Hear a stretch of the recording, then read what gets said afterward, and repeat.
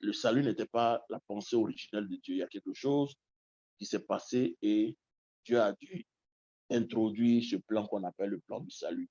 Mais c'est pour un but que Dieu l'a fait. Donc, je vais revenir là-dessus pour que chacun puisse comprendre. Et le lundi prochain, on va continuer sur la deuxième partie. Vous allez comprendre beaucoup de choses sur l'œuvre que Jésus a obtenue pour nous, parce que c'est sur cette œuvre-là que nous pouvons naviguer, pouvoir percer, imposer la volonté de Dieu, rentrer dans un certain nombre de bénédictions. Donc, on va commencer. Donc, la première chose que je veux mettre en lumière, c'est les deux raisons pour lesquelles Dieu nous a créés ou a créé toutes choses. Apocalypse chapitre 4, verset 11. Prenez Apocalypse chapitre 4, verset 11. Nous allons lire ensemble pour voir la raison pour laquelle Dieu nous a créés. Je vais lire dans la version parole vivante. Il dit, Seigneur notre Dieu, tu es digne de recevoir la gloire, l'honneur et la puissance. C'est toi qui as créé toutes choses. Tu as voulu qu'elles existent et elles ont été créées. Mais en fait, dans ce passage, vous voyez que ce passage biblique-là ne reflète pas ce que les 24 vieillards disent. En fait, ici, l'information qui ressort, c'est que Dieu a créé toutes choses pour son plaisir. Voilà. Quand vous regardez Dieu, vous savez, Dieu ne fonctionne pas comme un homme parce qu'il n'est pas un homme. C'est vrai que souvent, la Bible décrit avec certains attributs humains, mais en fait, ces attributs humains-là, par exemple, on parle des cheveux de l'Éternel. On dit que ses cheveux étaient blancs comme la neige. Il n'a pas de cheveux en réalité. C'est des métaphores qui veulent dire un certain nombre de choses. Un jour, on va revenir dessus. Vous allez voir que toutes ces images ou ces images humaines qu'on donne à Dieu, n'ont pas le même sens que vous pensez. Quand on parle des cheveux blancs qu'il a, on parle ici du fait qu'il n'a pas d'âge. C'est ce qu'on appelle l'ancien des jours, il n'a pas d'âge.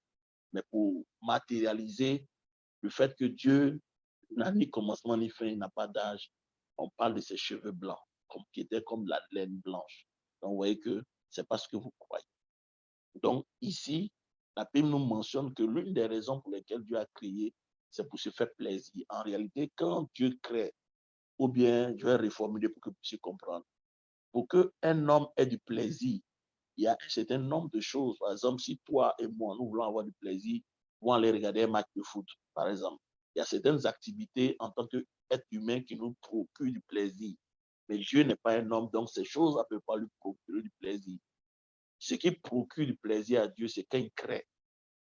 Vous voyez, quand Dieu dit que la lumière soit et la lumière fut, ça lui donne du plaisir parce que, en fait, c'est dans ces activités de création que Dieu manifeste sa grandeur, Dieu manifeste son plaisir. Donc, quand Dieu crée, ça l'excite et ça lui donne du plaisir. Alors que nous, les hommes, nous avons du plaisir quand nous faisons certaines choses. Or, Dieu, il éprouve du plaisir quand il manifeste sa gloire et il manifeste sa puissance dans tout ce qu'il crée.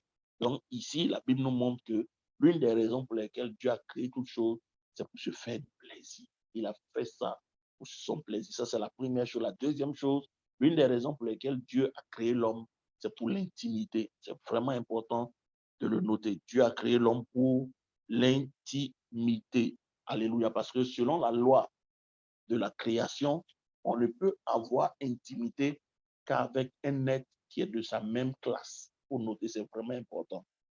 C'est pourquoi un homme ne peut pas avoir une intimité avec un gorille ou une guénon ou un ange. Ça va être une relation contre nature. C'est pourquoi même quand vous regardez dans le règne animal, vous allez voir que les animaux de la même espèce ont une relation entre eux. Vous voyez? Donc, en fait, pour avoir une relation avec un être, il faut être de la même classe que cet être-là. Donc, pour que cette loi de la création soit appliquée ou applicable, Dieu nous a fait comme lui. Et quelle est la raison pour laquelle Dieu t'a fait comme lui? C'est pour avoir une intimité avec toi. C'est vraiment important de le comprendre. Donc, en fait, pour que tu aies une intimité avec Dieu, il faut que tu sois dans la même classe que Dieu. Voilà pourquoi Dieu nous a créés à son image et à sa ressemblance, parce que Dieu voulait avoir une intimité avec nous. C'est pourquoi vous voyez que lorsque les anges, dans Genèse chapitre 6, sont venus coucher avec les filles des hommes, Dieu a condamné cela. C'est une relation contre nature. Dieu n'a pas prévu ça. C'est une violation contre les ordonnances divines. Donc Dieu a condamné avec un jugement. Parce qu'il n'y a que des êtres de la même nature qui peuvent interagir ensemble. C'est vraiment important. C'est pourquoi si vous lisez bien la Bible, vous allez voir que dans le domaine du combat spirituel, vous allez voir que quand un homme est à la base d'un problème, il faut un homme pour régler le problème. Si c'est pourquoi vous voyez, quand l'homme a chuté, Dieu n'a pas prévu que ce soit un ange qui vienne mourir pour nous. Mais Jésus-Christ, homme, est venu mourir pour nous à la croix de Golgotha. Donc, si tu as un problème avec Dieu, il n'y a que Dieu qui peut régler ce problème-là. Voilà pourquoi dans le cas des malédictions familiales, tout ce qui est lien de famille, puisque ces liens-là viennent des violations des lois de l'Éternel, il faut que tu essaies par ta marche avec Dieu de créer une plateforme pour que le même Dieu qui a prononcé ce verdict, qui est comme une condamnation, puisse proclamer un autre verdict qui va être un verdict qui va briser la malédiction. Voilà pourquoi, dans les choses spirituelles, quand tu comprends un certain nombre de choses, tu peux pousser Dieu en créant une plateforme à réintervenir dans la situation. C'est pourquoi je dis toujours, le but de la prière, c'est d'avoir un verdict. Voilà pourquoi nous prions. Parce que Dieu doit parler à nouveau. C'est lorsque Dieu parle dans une situation que la situation prend fin. Parce que c'est la parole de l'Éternel qui a prononcé le jugement. C'est la même bouche de l'Éternel par sa parole qui peut enlever le jugement et te donner maintenant de vivre une vie de liberté. J'espère que c'est bien compris. Amen, amen, amen, amen. Donc, comme Dieu nous a créés comme lui, pour que l'intimité soit faite en Dieu et nous, Dieu va nous donner 5 choses qui sont la raison même du salut que Jésus est venu faire. Parce que si nous ne comprenons pas ces 5 choses-là, nous allons voir le salut juste comme le fait que nous avons péché. Jésus est venu mourir à la croix pour nous pardonner de nos péchés. Non. Je vous dis toujours, le péché n'était pas dans la ligne, c'est-à-dire dans la pensée de Dieu, dans la pensée originelle de Dieu. Le péché n'est pas quelque chose. En fait, le péché est comme une erreur de parcours, mais quelle que soit l'erreur de parcours qui a eu lieu, Dieu a tenu à ce que son plan s'accomplisse. Je vais vous montrer quelque chose, vous allez voir la création, parce que dans la mort de Jésus, il y avait un secret qui n'était pas forcément que nos péchés soient effacés. Je vais vous montrer un aspect de la mort de Jésus qui n'a rien à voir avec le péché. Genèse chapitre 2. Allons dans Genèse chapitre 2. On va aller à partir du verset 18. Il dit, le Seigneur Dieu s'est dit, pour l'homme, ce n'est pas bon d'être seul. Je vais lui faire une aide qui lui convienne parfaitement. Avec, verset 19, avec de la terre, le Seigneur Dieu fait toutes sortes de bêtes sauvages et toutes sortes d'animaux. Il les amène à l'homme pour voir comment celui-ci va les appeler. Chaque animal doit avoir le nom que l'homme va lui donner. Verset 20. L'homme donne un nom à tous les animaux domestiques, à toutes les bêtes sauvages et à tous les oiseaux. Mais pour lui-même, il ne trouve pas l'aide qui lui convienne parfaitement. Verset 21. Alors le Seigneur Dieu fit tomber l'homme dans un sommeil très profond. Donc ici, parce que quand nous lisons la Bible nous dit que Adam est l'image de celui qui devait venir. Adam était l'homme de Jésus. Alléluia. C'est pourquoi on appelle Jésus le second homme ou le dernier Adam. Il y a eu un premier homme qui était Adam. On appelle Jésus le second homme. Donc Jésus était l'image, ou Adam était l'image de Jésus qui allait venir. C'est pourquoi si Adam n'avait pas chuté, il allait faire textuellement ce que Jésus a fait. Ou au travers de la vie de Jésus, vous voyez que tout ce que Jésus a dû faire sur cette terre, il n'a pas fait ça en tant que Dieu, il a fait en tant qu'homme. Donc, tout ce que Jésus a fait, marcher sur les eaux, guérir les malades, c'est ce que Adam, le premier homme, était censé faire. C'est très important de le constater. Mais ici, quand la Bible parle de profond sommeil, vous allez voir que dans la Bible, chaque fois que quelqu'un est en rapport avec Dieu, lorsqu'il meurt, la Bible n'utilise pas le mot mort, la Bible utilise sommeil. Donc ici, quand on parle du sommeil d'Adam, on parle de quelque chose. On parle en fait de la mort. Mais dans le contexte où un homme est en rapport avec Dieu, le mot mort n'est pas utilisé, c'est le mot sommeil. Donc ici, nous voyons un aspect de la mort de Jésus-Christ, mais qui n'a rien à voir avec le péché.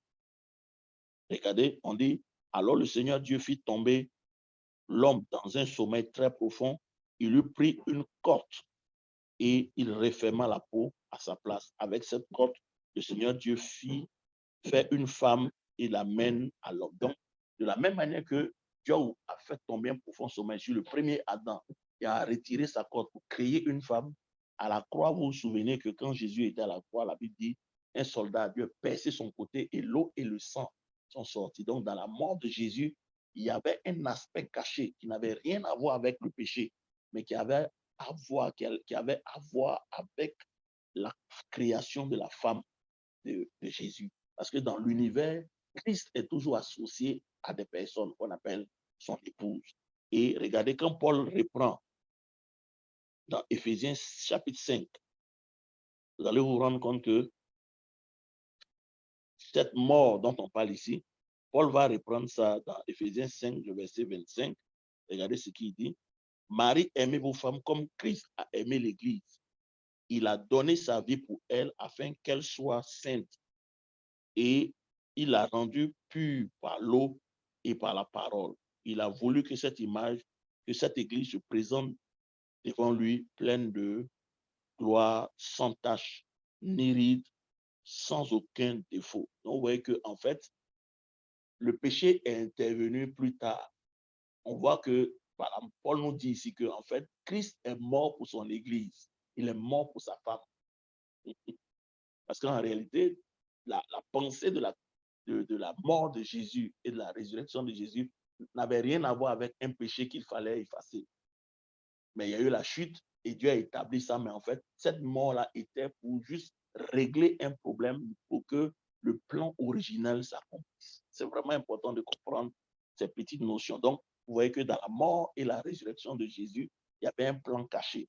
C'est pourquoi la Bible dit, si le prince du monde des ténèbres avait compris la sagesse de Dieu, il n'aurait pas crucifié Jésus. Et cette image-là encore nous est donnée dans Jean 12, où il dit, si le grain de blé ne tombe en terre, ne meurt, il demeure seul. Vous voyez, Dieu avait un seul enfant, il a voulu avoir une famille, mais pour qu'il ait une famille, il a dû s'aimer son fils, pour que son fils, mort, ressuscite avec plusieurs grains, que toi et moi nous sommes. Alléluia. Si tu as compris, mais alléluia, j'ai compris. C'est vraiment important de comprendre cet aspect des choses parce que généralement, dans tout ce que nous disons, le péché est toujours en arrière-plan. Le péché n'est pas quelque chose de grand aux yeux de Dieu. C'est vraiment important. Amen, amen, amen. Si tu dis amen, je continue. Parce que les 5 choses-là que je vais te partager ce soir, c'est la raison pour laquelle Jésus est venu mourir. Donc, si tu n'as pas ça en perspective dans ton salut, tu peux passer à côté du message du salut. Oui, parce que pour nous, Jésus est venu mourir pour effacer nos péchés, pour qu'on aille au ciel. C'est vrai, c'est le but, mais en fait, ce n'est pas le but premier. Donc, tout ce que Jésus va faire à la croix, il va mourir, c'est pour un but que le Seigneur est en train de le faire. En fait, il veut restaurer ces 5 choses-là que nous avons perdues à cause de la chute. Parce que le Adam que vous voyez dans la Bible, il n'a pas duré. C'est Dieu l'a créé grand. Et Dieu l'a mis dans le jardin pour que Adam soit éduqué dans la communion que Dieu avait avec lui, soit éduqué pour comprendre un certain nombre de choses. Mais Adam n'a pas compris et il a fait des bêtises. Mais Dieu, à cause de son plan, est revenu sur la scène pour régler un certain nombre de choses. C'est pourquoi quand vous lisez l'Ancien Testament, il ne faut pas lire l'Ancien Testament comme si vous êtes en train de lire un livre d'histoire. C'est vraiment important. En fait, l'Ancien Testament, quand vous le lisez, quand vous prenez des gens comme les Moïse, Abraham, Isaac, Jacob, voilà la pensée dans laquelle vous devez la lire. Puisque l'homme n'a pas duré dans sa marche avec Dieu, Adam devait être celui qui devait nous montrer qui est Dieu. Et si vous lisez même l'histoire d'Israël, la Bible, le salut vient des Juifs. Donc, en fait, c'était les Juifs que Dieu a choisis comme peuple pour nous expliquer qui est Dieu. Mais quand Adam a chuté, on n'a pas connu Dieu jusqu'à un certain niveau. Donc, en fait, tous ceux que vous voyez comme les saints de l'Ancien Testament, ils sont venus et ils ont commencé à faire des recherches, ils ont commencé à faire un travail d'archéologie ou d'astronaute. Et dans leur travail de recherche de Dieu, ils ont découvert certains pans de ce Dieu-là qui nous ont révélé. Donc, on prenait un gars comme Abel. Abel est le premier qui a initié ce qu'on appelle le sacrifice. Abel est le premier homme qui a découvert une technologie que son papa Adam n'avait pas connue, qui est quoi? C'est que pour s'approcher de Dieu, il faut venir avec le sang, le sacrifice. Donc, Abel est le premier qui a découvert cette technologie. Vous voyez? Noé est le premier qui a découvert que pour marcher avec Dieu, il faut établir le principe des autels. Vous voyez, non? C'est lui. Donc, en fait, c'était tout ce qu'ils ont enseigné, ou tout ce que vous voyez dans leur vie, était le résultat de leur recherche. Maintenant, je te pose la question, quel est, toi, le résultat de tes recherches avec Dieu? Vous voyez? En fait, c'est pourquoi on les appelle les précurseurs, les patriarches, ceux qui ont été les premiers à être les précurseurs de certaines choses qu'ils ont découvert en Dieu. Donc, tu sais que toi et moi, nous pouvons devenir des précurseurs dans les choses de Dieu. Tu peux marcher avec Dieu. Tu peux chercher Dieu jusqu'à ce que tu découvres en Dieu une capacité. Et cette capacité-là devient la plateforme que Dieu va utiliser pour sauver les générations. C'est pourquoi quand Jésus doit venir pour sauver l'humanité, il ne passe pas par une autre plateforme que la plateforme que Abraham a établie. C'est pourquoi on dit Jésus, fils d'Abraham. Vous voyez? Parce que Abraham étant un homme dans l'Ancien Testament, par la découverte, par la marche qu'il avait avec Dieu, a découvert un certain principe. Il a découvert un pan de Dieu. Et ce pan de Dieu-là, il a tellement maîtrisé ça que Dieu plus tard va utiliser ce pan-là pour venir sauver l'humanité. C'est pourquoi Jésus, c'est pourquoi si vous lisez Galates, il dit, quand Dieu fait les promesses à Abraham, il ne parle pas aux postérités, mais à la postérité, faisant référence à Christ. Donc la postérité, là, ce n'était pas Isaac, mais c'était Jésus. Et maintenant, si nous sommes en Christ, nous sommes la postérité d'Abraham, héritier des promesses. Donc Abraham devient celui qui va initier une plateforme qui va servir pour les générations en général. En fait, c'est ça le but de la marche avec Dieu. Le but de la marche avec Dieu, ce n'est pas la religion. Je vous dis toujours, à l'école de l'esprit, on ne cherche pas à vous donner la religion.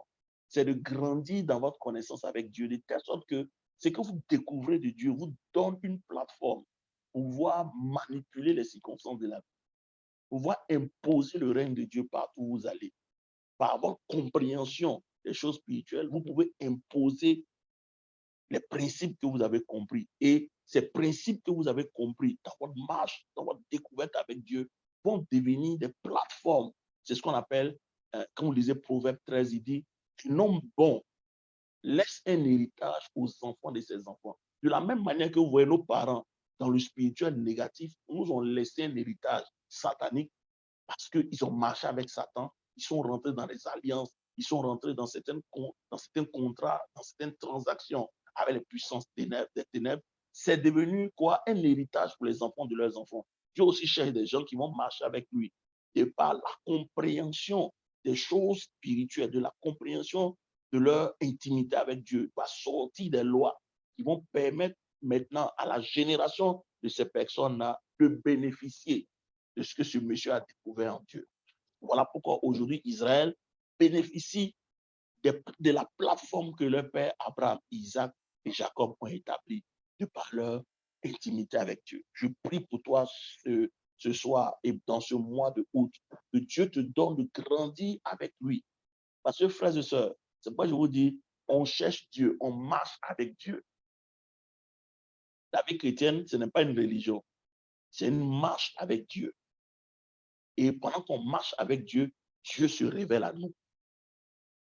Dieu se révèle à nous. Et c'est ce que Dieu nous révèle là, qui va devenir plus tard la plateforme ou l'héritage que nous allons laisser à nos enfants. De telle sorte qu'il y a une main invisible, des lois invisibles qui sont sur nos familles, qui sont sur les enfants de nos enfants, qui fait que partout où ils passent, ils réussissent. Parce que de la même manière que les alliances maléfiques, les malédictions sont réelles dans la vie des gens, De la même manière aussi que toi, tu peux créer un nouveau ciel, tu peux créer une nouvelle loi, tu peux créer une nouvelle législation à ta marche avec Dieu. Et ça va être tellement visible sur tes enfants que les gens ne comprendront pas pourquoi ils réussissent facilement. Parce qu'il y a une main invisible, il y a comme une loi invisible. Voilà pourquoi vous voyez un homme comme Balaam n'a pas pu maudire Israël, parce qu'il y avait une main invisible qui était là. Quand Balaam monte sur la montagne, il voit, il dit, le Tout-Puissant est au milieu d'eux. Il ne peut pas être détruit parce que Dieu est au milieu d'eux. Parce que la technologie que Dieu enseigne à Moïse, par exemple, si vous prenez le tabernacle avec les tribus d'Israël, si vous prenez, il y a 4 points cardinaux, vous allez voir que les tribus étaient rangées selon les 4 points cardinaux. Il y avait la tribu de Juda à l'est, il y avait une autre tribu à l'ouest, il y avait d'autres tribus au nord, il y avait, tu vois, et le tabernacle est au milieu. Mais en fait, quand Balaam monte sur la montagne, il regarde la structure que Moïse a établie. Lui, il ne voit pas un peuple établi, il voit une signature. C'est vraiment important de comprendre ça. Quand, frère, regarde, ta connaissance de Dieu peut établir une signature sur ta famille qui va préserver cette famille-là, qui va faire que tout ce qu'ils vont faire sur B. C'est ce que les gens comme les Moïse, les Abraham, les Isaac ont établi. Ça fait que Israël, malgré qu'ils sont dans leur gardement, Dieu est là-bas. C'est la même chose avec les choses maléfiques. Les pères qui ont fait les alliances avec les démons, là, ils ont établi une signature sur la famille. De telle sorte que partout tu vois un démon, tu reconnais, dis là, toi c'est de la lignée des temps. Mais ce soir, je prie que Dieu ouvre tes yeux au travers de l'école de l'esprit, que Dieu ouvre tes yeux, que tu découvres les possibilités qui sont en Dieu. C'est ça le but de l'école de l'esprit, que tu découvres les possibilités qui sont en Dieu, qui peuvent te permettre vraiment de changer les choses. Alléluia. Donc, voilà un peu ce que je vous dis sur le salut. Donc, il y a 5 choses que Dieu a établies. Et ce sont ces 5 choses-là qui ont poussé Dieu à envoyer Jésus pour venir mourir afin que ces 5 choses-là te soient restaurées. La première chose de ces 5 éléments, c'est ce qu'on appelle la gloire de Dieu. Il faut noter ça dans Genèse 1, 26. Pourquoi Dieu nous a créés pour avoir l'intimité? Il y a 5 choses quand Dieu nous a créés et nous a donné.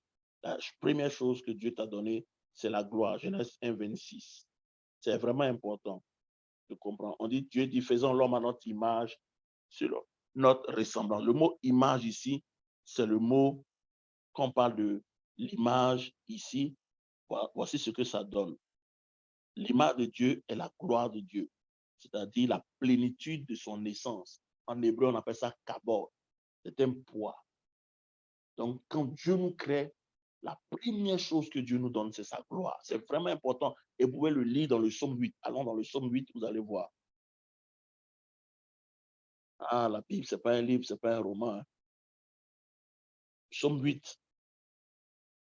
On dit psaume de David, pris dans le livre du chef de chorale avec la harpe de Gad. Seigneur notre maître, ton nom est magnifique. Bon, je lis dans la version 8 secondes que tout le monde maîtrise. Verset psaume 8, verset 4. Je vais aller. On dit, quand je contemple les cieux ouvrés de tes mains, la lune et les étoiles que tu as créées, verset 5, qu'est-ce que l'homme pour que tu te souviennes de lui, le fils de l'homme pour que tu prennes garde à lui. Tu l'as fait de peu inférieur à Dieu, tu l'as couronné de gloire et de magnificence. Écoutez, la gloire dont on parle ici, en réalité, si vous lisez Genèse, on dit l'homme et la femme étaient nus et n'en avaient pas honte. Ce n'est pas une nudité. C'est vraiment important. Ils n'étaient pas nus dans le sens de ce que vous comprenez. La nudité dont on parle, en fait, le psaume 8 nous montre un aspect de la création. L'homme était couvert de la gloire. C'est un habit. La gloire est un habit. C'est une présence. C'est un habit que nous portons dans le spirituel. C'est quoi? La première chose que Dieu donne à l'homme, c'est sa gloire, sa présence. D'abord. Alléluia. C'est pourquoi si vous lisez toute la Bible, vous allez voir que la seule personne qui a manifesté cela est Jésus-Christ de Nazareth. Si vous prenez Jean 1, on dit là, au commencement était là, on va lire. On va lire, je vais prendre le temps pour vous expliquer, pour que vous puissiez comprendre. Dis, je porte la gloire. Dis, la première chose que Dieu m'a donnée, c'est sa gloire. C'est pas si vous lisez, il dit, tous ont péché et sont privés de la gloire de Dieu. Parce que c'est ce que Dieu nous a donné. Donc, le péché nous a privés de la gloire de Dieu. Vous comprenez, non? Donc, le péché a attaqué quelque chose que tu avais. Maintenant, si Jésus vient et meurt pour que le péché soit ôté, la chose dont tu as besoin, c'est la gloire. Je ne sais pas si vous comprenez ce que je dis. Allons dans, je dis, Jean 1. C'est ça, Jean 1. Il dit, au commencement était la parole, et la parole était avec Dieu, et la parole était Dieu. En elle, elle était au commencement avec Dieu, verset 3. Toutes choses ont été faites par elle, et rien de ce qui a été fait n'a été fait sans elle. Verset 4. En elle était la vie, et la vie était la lumière des hommes. La lumière, lui, dans les ténèbres, et les ténèbres ne l'ont point reçu. Verset 6. Et lui, un homme envoyé de Dieu, son nom était Jean. Il vient pour servir de témoin, pour rendre témoignage à la lumière, afin que tous crussent par lui. Il n'était pas la lumière, mais il parut pour rendre témoignage à la lumière. Verset 9, cette lumière était la véritable lumière qui, en venant dans le monde, éclaire tout homme. Elle était dans le monde et le monde a été fait par elle et le monde ne l'a point connue. Elle est venue chez les siens et les siens ne l'ont point reçue. Verset 12, mais à tous ceux qui l'ont reçue, à ceux qui croient en son nom, elle a donné le pouvoir de devenir enfants de Dieu, lesquels sont nés non du sang, ni de la volonté de la chair, ni de la volonté de l'homme, mais de Dieu. Et la parole a habité parmi nous, pleine de grâce et de vérité, et nous avons contemplé sa gloire. Voyez, non? Donc, Jésus est le prototype de l'homme par excellence. Donc, la première personne qui a exprimé ce que Dieu voulait au départ pour nous, les hommes, c'est Jésus-Christ. C'est pourquoi, avant Jésus, avant que Jésus ne vienne, Dieu n'a jamais appelé tous les hommes de l'Ancien Testament à ses fils. C'est vraiment important de comprendre ce point. Avant que Jésus ne vienne, aucun homme n'a manifesté la gloire de Dieu. C'est Jésus, comme nous le voyons ici, a été le premier homme à manifester la gloire de Dieu. Et je vous dis, si vous lisez le passage là, le nom n'était pas Jésus. Jésus, c'est quand il a pris ce nom-là, quand il s'est incarné. Donc, au commencement n'était pas Jésus, au commencement était la parole. Jésus est le nom qu'on a donné à cette chair-là qui a pris, qui a porté le Fils de Dieu. C'est pourquoi la Bible dit, un enfant nous est né, mais un fils nous est donné. Oui, on va lire, vous allez voir, regardez. Parce que, quand vous lisez la Bible, faites attention, regardez, on dit, au commencement était la parole, au commencement n'était pas Jésus. C'est la parole, quand elle est devenue chair, qu'on a donné le nom Jésus. Donc, dans l'aspect de Jésus, il y a deux choses. Il y a l'incarnation et il y a le Fils de Dieu. C'est pourquoi on dit, on l'appellera Emmanuel, Dieu avec nous. Donc, dans ce corps de cette personne qu'on appelle Jésus, il y avait une réalité. Dieu s'est fait chair. Parce que si tu comprends ça, tu vas comprendre qui tu es. Parce que nous sommes nés aussi de la parole incorruptible. Nous sommes nés de nouveau par la parole incorruptible de Dieu. Jésus est né de la parole. Nous aussi, nous sommes nés par la parole. C'est pourquoi quand on parle de la nouvelle création, on dit, si quelqu'un est en Christ, il est une nouvelle création. C'est-à-dire, tellement que les commentateurs bibliques ne savaient pas quel nom nous donner. Parce qu'en Jésus, ce que nous sommes devenus est différent de ce que Adam était. Parce que quand un homme naît de nouveau, c'est une espèce qui n'a jamais existé. Parce que Adam était un homme naturel. Mais ce que nous sommes devenus en Jésus, nous ne sommes plus des hommes. Nous sommes des êtres qui portons Dieu. Nous sommes devenus, c'est quoi 1 Jean 4, verset 4 dit, nous, bien-aimés, vous êtes de Dieu.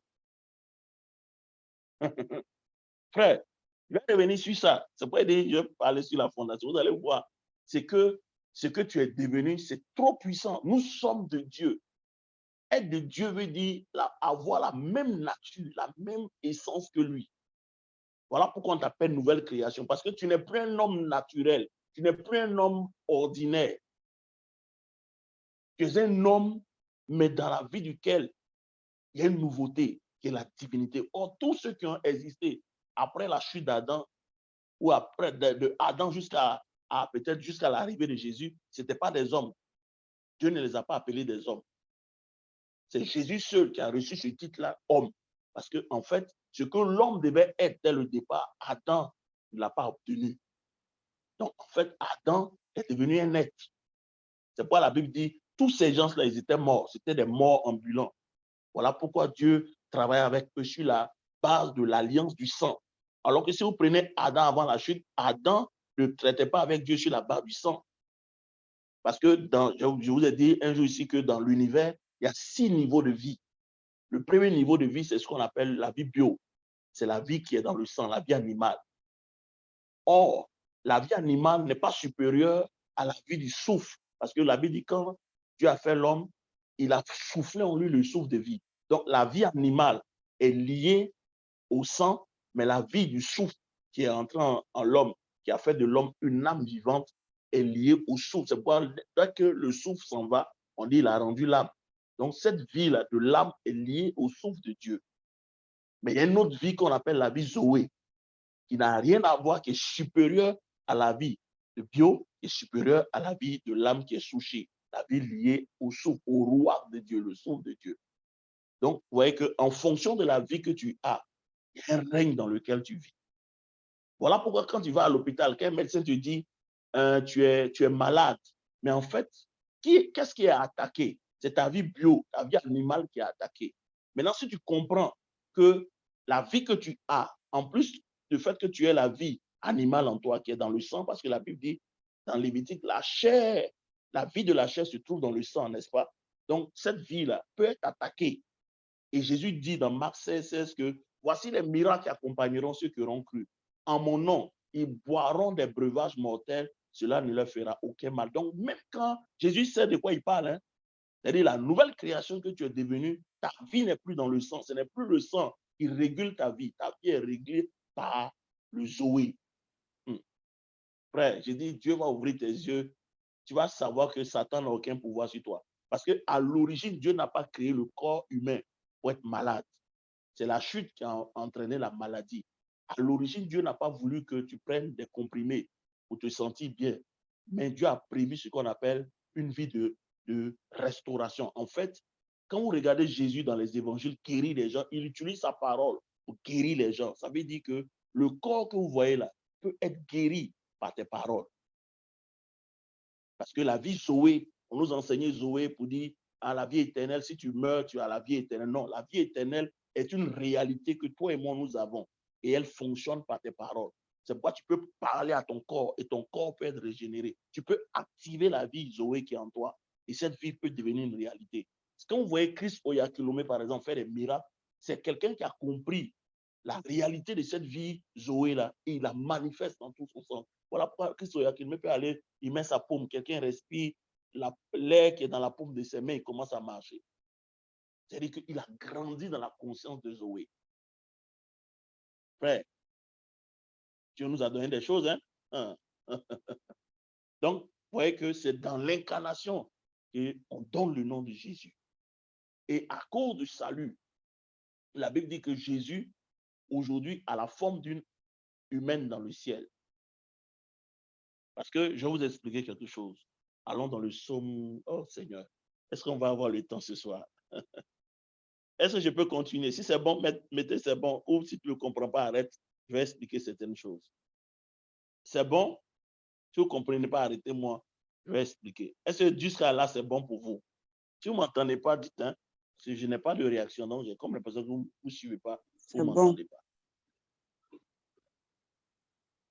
OK.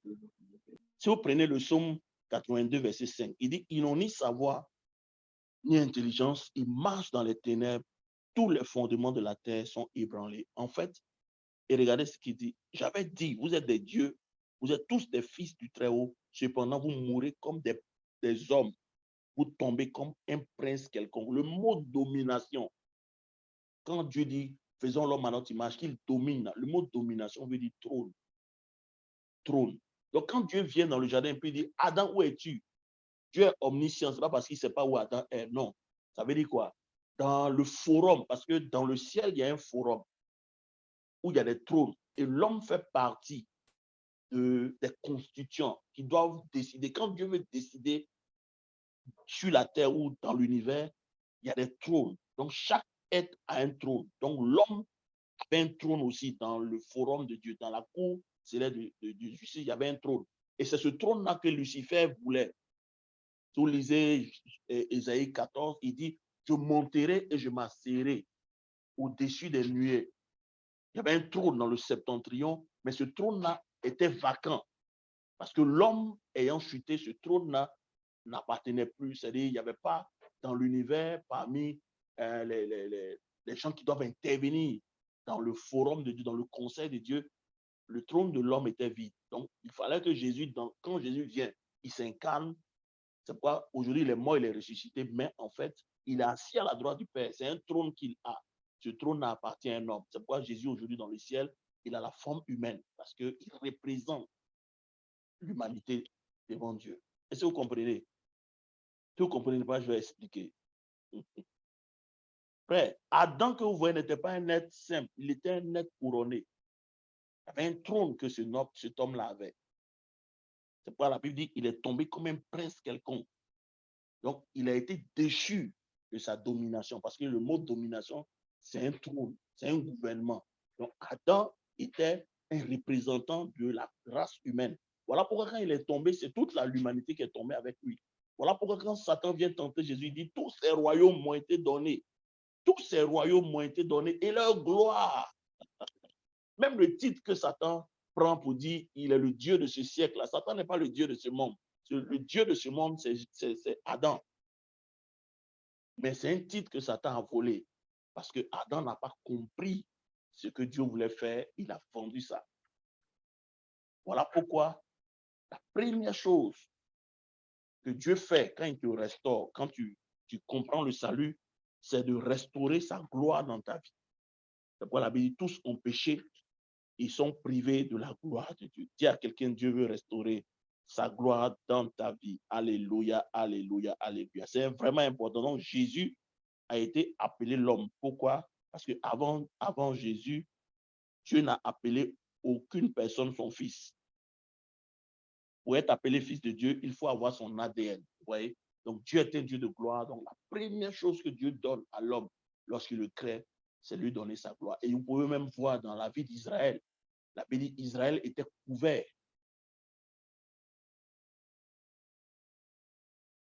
La nullité dont on parle ici, ce n'est pas, c'est ça que je vous dis. Vous allez vous rendre compte qu'en réalité, même là où vous êtes, le jour que tu vas déposer ce corps-là, tu vas te rendre compte que tu n'es pas nu, tu es habillé. Regardez dans l'Apocalypse, on dit heureux ceux qui lavent leur robe dans le sang de l'agneau. Mais c'est quelle robe ça?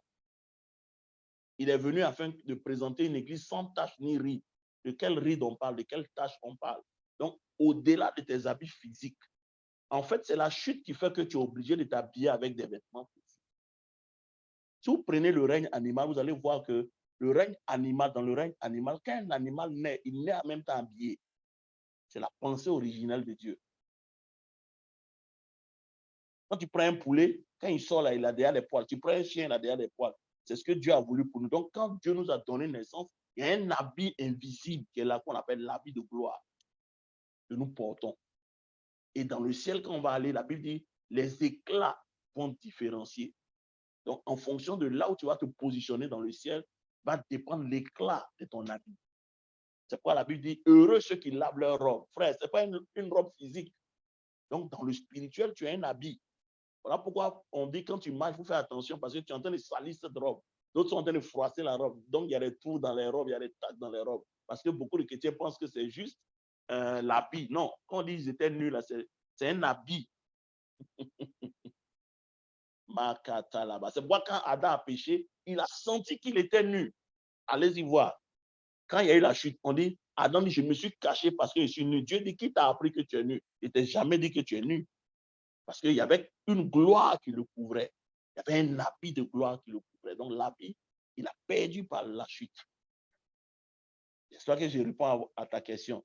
Oui, c'est important. Un jour, on va en parler. Même, regardez l'habitat. Tout à l'heure, je vais vous montrer que l'intention de Dieu, c'est quoi, frère? il faut qu'on étudie la Bible. Parce que, regardez, quand vous prenez même Lucifer, Satan, on l'appelle aspirant. Mais la Bible dit, il y a des pierres. C'était un être qui avait des pierres sur son corps. Et en même temps qu'il avait des pierres sur son corps, des instruments de musique étaient incorporés avec son corps. C'est pourquoi vous voyez que quand vous prenez un homme, il y a des sons. La musique n'est pas ce que vous jouez comme piano. Non, non, non, non. Le piano est venu plus tard. Parce que tout ce que Dieu a créé visait un objectif, l'intimité. C'est pourquoi Dieu nous a donné certains sons. Voilà pourquoi les gens comme les Bénin, ils connaissent les sons avec lesquels Dieu opère avec lui. Parce qu'il est esprit. Tous les esprits ont la capacité de chanter. Tous les esprits ont des sons. C'est pas tout ce que tu touches, il y a un son. Comment Noé, est-ce que souvent, quand vous regardez l'histoire de Noé, vous posez la question, comment Noé a fait pour pouvoir faire entrer les animaux dans l'arche? Parce que tout ce qui vit a un son qui le suit. Donc Noé a dû activer quelque chose qui a fait que le serpent est venu, qui a fait que la tortue est venue, qui a fait que le rat a entendu et puis il est venu. C'est pourquoi on est au son de la trompette. On va monter. Parce que c'est un son que tu vas reconnaître. Seuls ceux qui sont alignés sur Dieu vont reconnaître le son. D'autres même là, ils ne vont même pas entendre même parce qu'ils sont déconnectés. Donc, ils vont rester sur cette terre. Oh, que Dieu nous fasse comprendre la parole de Dieu. Donc, c'est le premier aspect de la création que Dieu a fait. Il t'a donné sa gloire. C'est pourquoi la Bible dit le matin, quand vous lisez Israël, il y avait une réalité. On dit le matin, ils étaient conduits par la nuée et le soir par une colonne de feu. Ça, c'est les aspects de la gloire de Dieu. C'était quelque chose de tangible qui était sur eux. Donc, on pouvait voir la colonne les accompagner. On pouvait voir le matin une nuée qui était sur eux. Donc, partout où ils allaient, tout dégageait au devant d'eux. Les gens avaient peur même de les approcher parce que cette gloire-là, ils avaient. Et c'est ce que nous avons perdu dans la chute. Alléluia. Voilà pourquoi Jésus est venu pour mourir à la croix. En fait, la chute nous a privés de la gloire de Dieu. C'est pour la Bible dit, tous ont péché, sont privés de la gloire de Dieu. Maintenant que tu es en Jésus, si tu comprends certaines choses, cette même gloire-là va venir sur toi. Et elle va commencer à être active dans ta vie. Ce qu'on appelle la Shekinah. Kabod. Alléluia. Deuxième chose que Dieu nous a donnée, c'est sa ressemblance. Quand on parle de ressemblance ici, on parle du caractère de Dieu. En réalité, vous allez voir que le salut est la voie par laquelle Dieu a restauré sa gloire et son caractère. C'est l'idée derrière le salut. Donc, Dieu nous a donné sa gloire en première position. Deuxièmement, Dieu nous a donné le caractère. Donc, vous allez voir que dans tout ce que Dieu a fait au travers de la mort et la résurrection de Jésus, Dieu cherchait à restaurer ces éléments-là que nous avons perdus, ces 5 éléments-là. Donc, le troisième élément ici, je ne vais pas mettre trop de temps parce qu'il faut qu'on avance. Le troisième élément ici, c'est Genèse 2, versets 7 à 17, qui est la présence de Dieu. Quand Dieu crée l'homme, la Bible dit, Dieu le place dans un jardin en Éden. Éden, c'est le jardin, c'est-à-dire, il y avait un jardin, mais Dieu a ouvert un portail qui était un portail qui faisait, c'est-à-dire une ouverture entre le ciel et la terre. Et c'est dans cet environnement-là que Dieu a placé l'homme. Alors, on va lire Genèse 2, versets 16 à 17. Genèse 2, versets 16 à 17. Genèse 2, versets 16 à 17. On dit, l'Éternel Dieu donna cet ordre. Non, je vais dire à partir du verset 15. Voilà, c'est le verset 15. L'Éternel Dieu prit l'homme et le plaça dans le jardin d'Éden. Donc, en fait, vous allez voir que l'habitat que Dieu a donné à l'homme avant la chute, c'était sa présence. En fait, tu n'as pas été créé à l'origine pour dormir dans un duplex. Donc, souvent, vous voyez que, je pourrais dire, le monde des esprits, là, si vous ne comprenez pas, Marie était dans sa maison, un esprit peut rentrer chez toi, même si tu as fermé à 4 tours ta porte. Parce qu'en réalité, tu ne peux pas te cacher dans une maison. Là, le seul endroit où ta vie est cachée, c'est la présence de Dieu. C'est pourquoi quand un homme perd la présence de Dieu, il perd la couverture de Dieu. C'est pourquoi David, quand il a péché, quand il a couché contre Bathsheba, il a dit à Dieu, tu peux tout me prendre, mais ne me retire pas ta présence, parce qu'il a compris que ce n'est pas la chaise royale, c'est la présence de Dieu qui fait la vie d'un homme. En fait, si tu perds la présence de Dieu, ta vie devient vulnérable, parce que c'est de l'habitat dans lequel Dieu t'a placé. Donc, un homme qui n'est pas dans la présence de Dieu, une femme qui n'est pas dans la présence de Dieu, il ne faut même pas chercher à la rencontrer. Parce que c'est la présence de Dieu qui fait la sécurité d'un homme. C'est là-bas que Dieu nous a placés avant la chute. Alléluia. Maintenant, si vous lisez Genèse 3, par exemple, verset 8, vous allez vous rendre compte que la Bible dit, dans cette présence-là, Dieu venait visiter Adam chaque soir. On va lire, vous allez voir. Genèse 3, verset 8. Je vais trop vite, arrêtez-moi. Et s'il y a des questions, posez-moi pour qu'on soit au même niveau de compréhension. Genèse 3, verset 8. Il dit, alors il entendit la voix de l'Éternel Dieu qui parcourait le jardin vers le soir. En fait, ce n'est pas une bonne version. Il ne parle pas de le soir, il ne parle pas de l'après-midi. Il parle ici, on appelle ça, comment on appelle ça? En hébreu, il y a un terme qui décrit, c'est un mouvement dans l'esprit. Un mouvement dans l'esprit. Ce n'est pas le temps du soir. On est vers le soir, la voix de Dieu parcourait. Maintenant, ici, vous allez voir que le but de Dieu, quand il venait dans ce jardin-là, ce n'est pas que Adam entende sa voix. Non, Adam n'entendait pas la voix de Dieu. Adam entrait dans la voix. C'est différent. En fait, l'objectif, ce n'est pas que Adam apprenne en écoutant la voix de Dieu. Non, Adam apprenait en se mélangeant à la voix de Dieu. Donc, en fait, cette voix venait pour que Adam entre en intimité avec cette voix. Vous voyez la différence? C'est pourquoi même quand Adam est tombé, il entendait toujours la voix de Dieu, mais Dieu dit, où es-tu? Vous voyez la nuance? Il dit, j'ai entendu ta voix, je me suis caché parce que je suis nu. Parce que à l'origine, ce n'est pas qu'il entende la voix de Dieu. Dieu ne l'éduquait pas juste parce qu'il entendait sa voix. Dieu l'éduquait par le fait que Adam s'est mélangé à la voix. Il entrait dans la voix et la voix entrait dans ce qu'on appelle la communion. C'est là-bas que Dieu l'éduquait. Ce n'était pas juste entendre la voix de Dieu, oh, j'entends la voix de non. Il y avait une communion, une intimité qui se passait entre Adam et la voix de Dieu. Oh, je prie pour toi ce mois de août, que tu puisses retrouver cette dignité-là, cette grâce en Jésus. Que ce ne soit plus, parce que frère, je vous dis, la raison de ta création, c'est l'intimité. Si tu n'as pas compris ça, tu vas t'attarder sur les choses que le Seigneur va faire. Dieu, je vous dis une vérité, Dieu peut faire beaucoup de choses, mais la raison pour laquelle Jésus est venu mourir, là, c'est pour restaurer l'intimité. Dieu a dit dans le livre d'Exode, on a lu ça ici une fois, tous les miracles qu'il a fait en Égypte, là, il dit c'est pour les ramener à lui. C'était pour ça. Tout ce que Dieu fait, il a démontré sa puissance en Égypte. Il a fait quoi que ce soit en Égypte, démontrer sa puissance à Pharaon, frapper les dieux égyptiens, mais il dit c'était pour un seul but, la communion avec lui. Pour qu'ils deviennent un avec lui. Parce que Dieu t'a créé pour que tu sois dans sa classe, pour que vous puissiez interagir ensemble. Est-ce que quelqu'un me comprend ce soir? C'est trop fort ce que je suis en train de dire ce soir. Frère, tu n'as pas été créé juste pour être sauvé, pour aller chauffer les bancs d'une église. Non. L'objectif premier, c'est l'intimité. Or, c'est pourquoi vous voyez, si vous étudiez le tabernacle, je vous ai dit la fois dernière, le tabernacle a 3 niveaux. Il y a la porte, il y a la cour extérieure, il y a le lieu saint et il y a le lieu très saint. En réalité, quand vous regardez ça, ça vous dit beaucoup de choses. Quand tu rentres par la porte, qui est le salut, qui est Jésus, tout ce dont tu as besoin a été pourvu à la porte, qui est Jésus-Christ. Donc, tu peux rentrer dans la vie chrétienne et être à la recherche de tout ce que Dieu peut te donner. C'est à la porte. Mais le fait que tu aies ces choses-là n'est pas la preuve que tu as rencontré Dieu. Donc, ne vous laissez pas séduire. Quelqu'un peut avoir toutes ces choses-là, mais il n'a pas encore rencontré Dieu. Parce que c'est pourquoi si tu dois rencontrer Dieu, le premier élément, c'est l'autel des sacrifices, où Dieu te vide de tous ceux que avec lesquels tu es venu dans sa cour.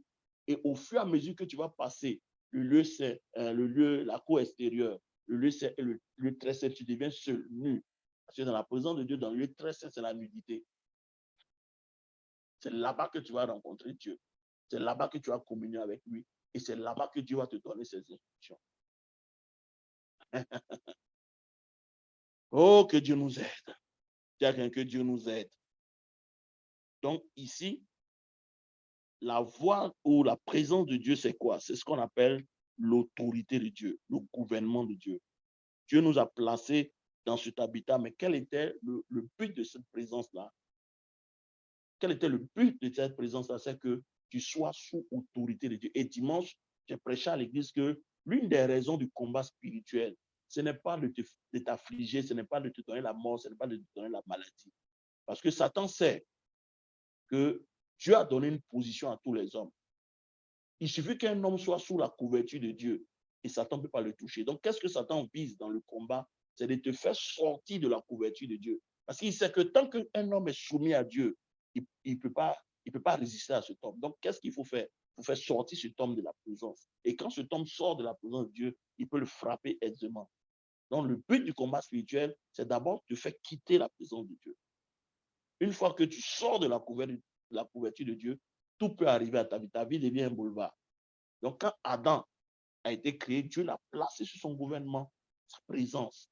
C'est la présence de Dieu qui est la sécurité. C'est pourquoi le psaume 91, David dit, celui qui demeure sous la voie du Très-Haut repose à l'ombre du Tout-Puissant. Je prie pour toi dans ce mois de août, que Dieu te permette d'être dans sa présence. Que la présence de Dieu devienne une couverture réelle pour toi, une couverture pour ta santé, pour ta famille, dans tes affaires. Frère, il te faut la couverture. Donc, dans tout ce que Satan fait, dans les choix même que tu es en train de faire, Satan vise une seule chose, de déconnecter de cette couverture afin que les boulevards soient ouverts, qu'il puisse faire ce qu'il a envie de faire. Mais il a menti et il a échoué dans ta vie et dans tes circonstances pour ce soir.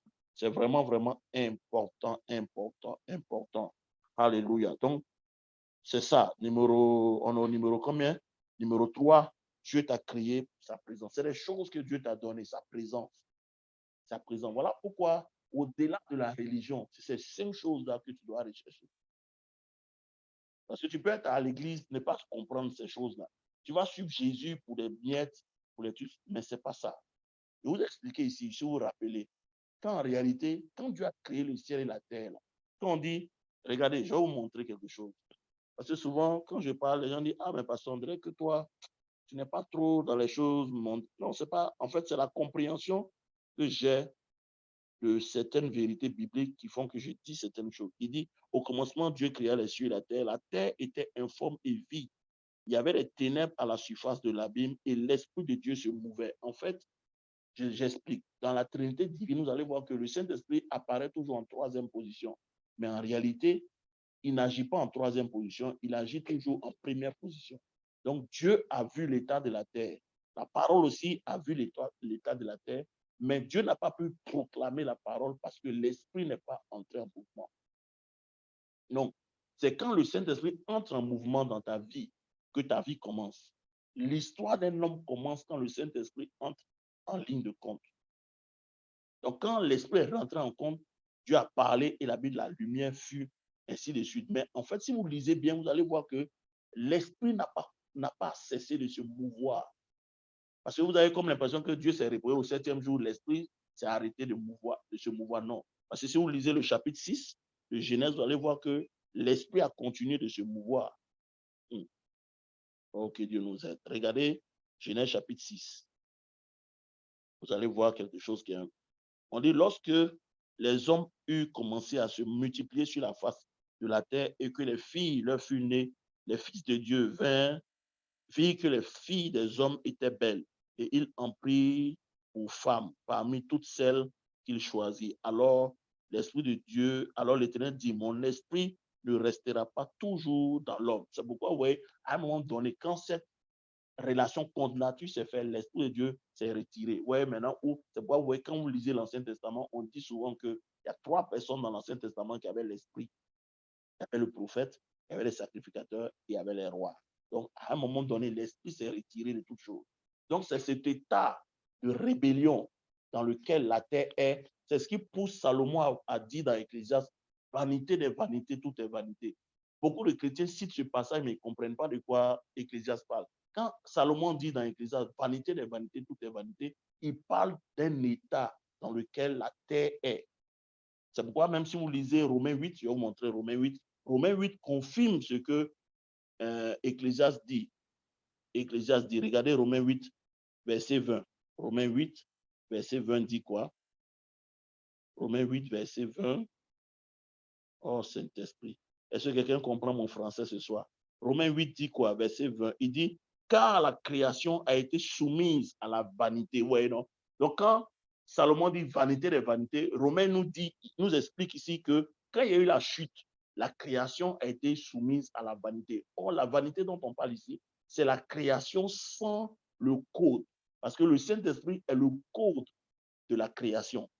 Ça veut dire quoi? Tout ce qui existe, s'il n'y a pas le code du Saint-Esprit sur ce qui existe, cette chose-là n'a pas de valeur. Parce que la terre que Dieu a créée, là, dans le psaume 24, il dit, à l'Éternel, la terre, c'est qu'elle renferme le monde et ceux qui l'habitent, car Dieu a fondé sur les mers. Donc, ça veut dire que cette création-là, ce monde dans lequel nous sommes, il n'y a pas de fondation. La fondation de ce monde, c'est l'eau. C'est-à-dire, c'est la vanité. C'est pourquoi tout ce qu'un homme bâtira dans ce monde physique-là va passer.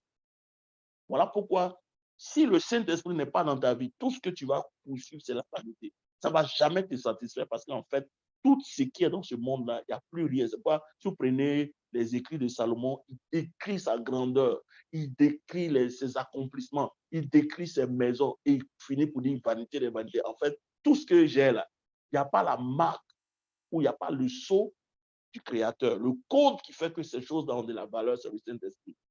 Donc, dès qu'il se retire de ces choses-là, ça n'a plus de valeur aux yeux de Dieu. Donc, un homme qui met sa foi dans ces choses-là, il va passer.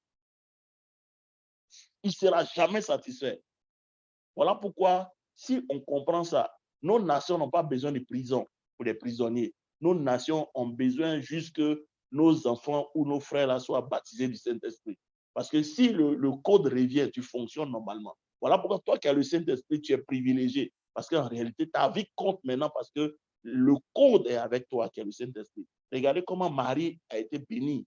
Quand l'ange vient, il parle à Marie, il dit à Marie, tu vas faire un enfant. Elle dit, mais comment? Je ne connais pas d'homme. Qu'est-ce que l'ange a répondu? Le code va venir sur toi.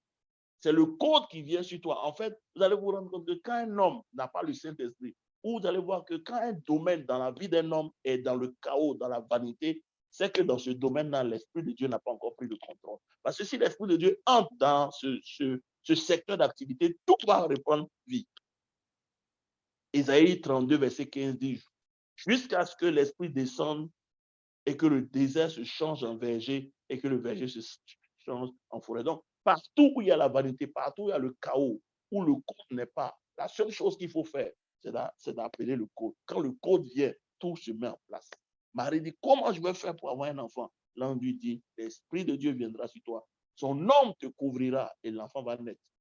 Donc, vous allez voir que voilà pourquoi les grands serviteurs de Dieu, ils travaillent beaucoup avec l'Esprit de Dieu parce que c'est lui le code de la création. Quand il n'est pas là, il n'y a pas de création. Quand il n'est pas là, il n'y a pas de miracle. C'est lui qui rentre en scène dans un foyer où tout était mélangé. Qui rentre en scène dans un corps où il y avait la maladie, il remet de l'ordre parce que le code est arrivé.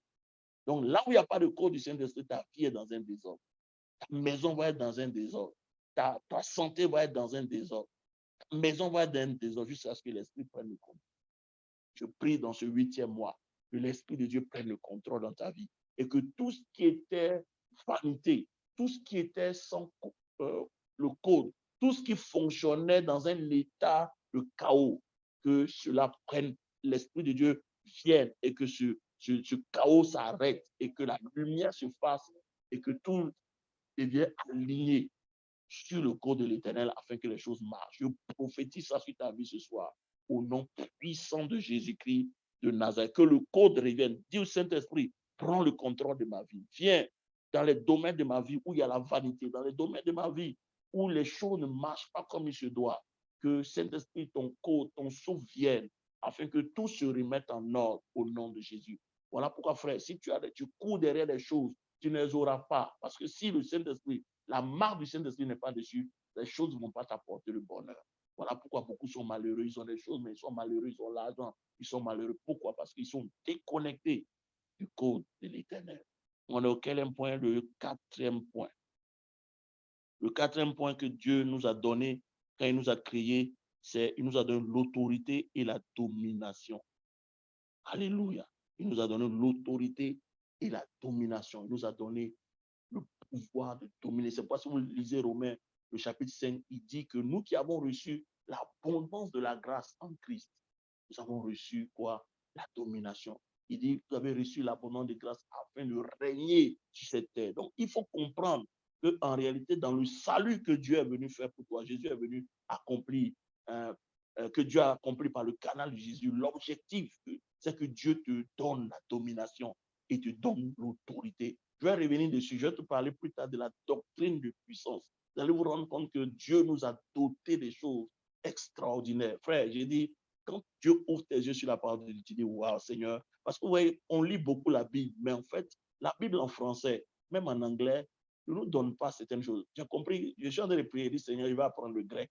Parce que la Bible en grec, là, nous donne tellement de mots. Ah, j'ai dit, je vous assure, tu vas te rendre compte que les gens qui ont fait les exploits dans la Bible, ils ne l'ont pas fait parce que juste ils connaissaient Dieu. Ils comprenaient certaines choses, je vous assure. La compréhension, c'est ce qui manque à l'Église. Si nous avons la compréhension, il y a beaucoup de choses qu'on va faire. Je vous assure, même Abraham, la foi d'Abraham, je vous ai déjà enseigné ça ici. On dit Abraham sans tenir, sans faiblir dans sa foi. Mais en fait, quand on dit Abraham sans faiblir dans sa foi, il y a un mot qui est utilisé.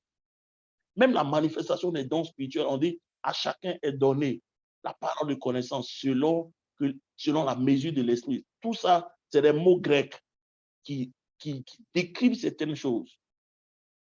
Waouh, il dit quand Dieu a ouvert mes yeux, il dit Seigneur, est-ce qu'on peut s'en sortir? Frère de Seigneur, je t'assure, si Dieu ne nous fait pas grâce, c'est difficile de s'en sortir dans la marche chrétienne. Parce que tu lis la Bible, mais tu ne comprends même pas ce qui est écrit. Je vous assure. Je vous assure, hein, quand Dieu a ouvert mes yeux, il dit, vous, Seigneur, ce n'est pas vrai ça. On pense que les dons spirituels là se manifestent comme ça. Frère, les dons spirituels, il dit quoi, la Bible est trop compliquée. Mais en fait, ce n'est pas que la Bible est compliquée. On t'a donné quelqu'un qui doit t'expliquer la Bible qu'on appelle le Saint-Esprit. Tu le négliges. Tu ne comprendras rien. Tu vas lire comme un roman. En fait, vous allez voir qu'il y a des puissances. Quand on parle, par exemple, vous allez voir que quelqu'un peut être roi et ne pas avoir une puissance qu'on appelle anakazo. Anakazo est une puissance qui permet aux gens que tu parles, à qui tu parles, de ne même pas te résister. Donc, il y a 6 niveaux de puissance que Dieu nous a donnés. Il y a trois niveaux de puissance qui nous permettent d'avoir de l'impact et 3 niveaux de puissance qui soutiennent notre marche avec Jésus. Regardez. Donc, si tu ne connais pas ces 6 niveaux de puissance, tu vas marcher avec ta force et tu ne vas pas arriver. Tu comprends? Vous comprenez, frère? Quand on parle d'anakazo, c'est ce qui est écrit dans le livre de Marc, où Jésus a dit, quand il parle de la parabole des invités, il dit, allez dans les rues et forcez-les à venir dans ma maison. Donc, il y a une force, une puissance que Dieu te donne qui fait que personne ne peut te résister. Frère, si tu as ça là, tu parles, tout le monde t'écoute. Mais Dieu t'a donné cette force-là, mais c'est dans la Bible. Quand il dit forcez-les à venir, toi, tu penses que c'est juste, tu vas aller et puis tu as dit, mon ami, viens. Non, non, non. Il y a une force qui t'accompagne, qui fait que cette force a la capacité de suspendre la volonté d'un homme. My God. Et les gens de l'autre côté, là, ils le font. Ils ont compris, ils sont tellement éduqués dans les choses démoniaques qu'ils viennent, ils frottent un truc sur lui, la Nasigi, il te parle, frère. Tu as payé son truc, cadeau. Tu arrives à la maison, c'est là que tu te rends compte que, le gars là, il m'a volé. Mais il a utilisé quoi? Une puissance pour pouvoir t'avoir. Tu n'as jamais vu ça? Frère, il y a des gens qui utilisent certains pouvoirs maléfiques pour pousser les gens à payer les choses. Vous entrez dans les trucs des Libanais, il y a des senteurs. Mais ce n'est pas des senteurs pour que le coin sente bon. C'est des senteurs travaillés. Quand tu rentres là-bas, tu sens ça. Tu ne peux pas sortir sans dépenser ton argent. Il y a des femmes même qui vendent des choses avec des fétiches, n'est-ce pas? Tu as goûté son gâteau. Tu ne peux plus t'en passer. Tu es abonné. Il y a du monde comme ça. Elle discute même. Elle dit, allez chez vous. Mais les gens se battent pour payer la chose de la femme. Tu penses que c'est amusement. Tu penses que c'est doux. Et à côté, il y a la femme. Il y a une autre femme qui vend les mêmes choses. Mais personne ne va là-bas. Frère, il y a quelque chose que la dame la met dans sa nourriture. Il fait que tout le monde a aligné, tout le monde mange. C'est de ça qu'on parle. Il y a la puissance que Dieu a mis. Mais on va y revenir. Que Dieu nous aide ce soir. Dis à quelqu'un que Dieu t'aide. Dis voisin que Dieu nous aide. Et la cinquième chose que Dieu nous a donnée, c'est sa vie. Frère, voilà un autre domaine encore, où on nous a dit que c'est quand on va mourir et on va aller au ciel qu'on va avoir la vie éternelle. Nous avons la vie éternelle. 1 Jean 5, verset 12 à 13. Il dit, je vous ai écrit, afin que vous qui avez donné votre vie à Jésus, vous sachiez que vous avez la vie éternelle. Allons dans 1 Jean 5, verset 12 à 13. On va lire ensemble. Ah, Seigneur, il faut nous aider. Oh, Dieu, il faut nous aider. Il faut dire, Dieu, il faut nous aider. Il faut écrire, dit, Dieu, aide-moi. Seigneur, aide-moi. Il dit, celui qui a le Fils a la vie. Celui qui n'a pas le Fils de Dieu n'a pas la vie. Je vous ai écrit ces choses afin que vous sachiez que vous avez la vie éternelle, vous qui croyez au nom du Fils de Dieu. Frère, tu as la vie éternelle. Il n'a pas dit tu auras la vie éternelle. Tu l'as déjà. Mais comment cette vie éternelle-là? Ce n'est pas quand tu vas mourir que tu vas aller au ciel. Cette vie éternelle qui t'a été donnée est une puissance qui t'a été donnée. Comment activer cette vie? Voyez. Et voilà les 5 choses que Dieu nous a données. Et c'est à cause de ces 5 choses-là que Jésus est venu mourir et ressusciter. Ce n'est pas pour que nous soyons assis dans une église seulement. L'église a sa place. La communion fraternelle a sa place. Mais frère, ce n'est pas aussi pour que tu sois un religieux que Jésus est venu mourir, pour que tu portes le titre de chrétien. Non, c'est des choses qui sont réelles. Si, en fait, Jésus est mort pour que ces 5 choses te soient restaurées. Et si vous prenez toute la Bible, vous allez voir, Jésus dit, je suis venu afin que mes brebis aient la vie. Elle est cette vie en abondance. En abondance. C'est une question de vie. Le christianisme est une question de vie. En fonction de la vie que tu as, il y a une manifestation. La vie naturelle a une manière de se manifester. La vie divine aussi a ses caractéristiques. Donc, Dieu ne nous a pas donné une religion, Dieu nous a donné la vie. Donc, celui qui connaît les rythmes de la vie divine peut marcher dans certaines dimensions. On a vu Paul, quand la vipère l'a mordu, les gens s'attendaient qu'à ce que Paul gonfle et meure. Mais la Bible dit la vipère a mordu Paul. Paul est resté pendant des heures jusqu'à ce que les gens disent, les barbares se sont mis à genoux pour dire, les dieux sous forme humaine sont venus parmi nous. Ah, frère, tu ne sais pas, frère, on ne sait pas ce qu'on a reçu. J'ai dit, un chrétien n'a pas besoin qu'on prie pour lui pour qu'il soit guéri. Il a la guérison divine. C'est pourquoi le Seigneur dit, tous ceux à qui vous imposeront les mains, ils seront guéris. Il n'a pas dit comment. Allez-y lire, il n'a pas dit comment. Il dit, vous imposerez les mains aux malades, ils seront guéris. Il t'a pas dit comment on les guérit. Parce que, en fait, frère, tu as quelque chose. Tu as la vie en toi. Ce n'est pas une vie future. Tu l'as. Possession, on a lu tout à l'heure. Tu l'as en Jésus. Tu l'as. Mais cette vie-là peut être en toi et dormir sans même savoir comment on l'active. C'est de ça qu'on parle à l'école de l'esprit.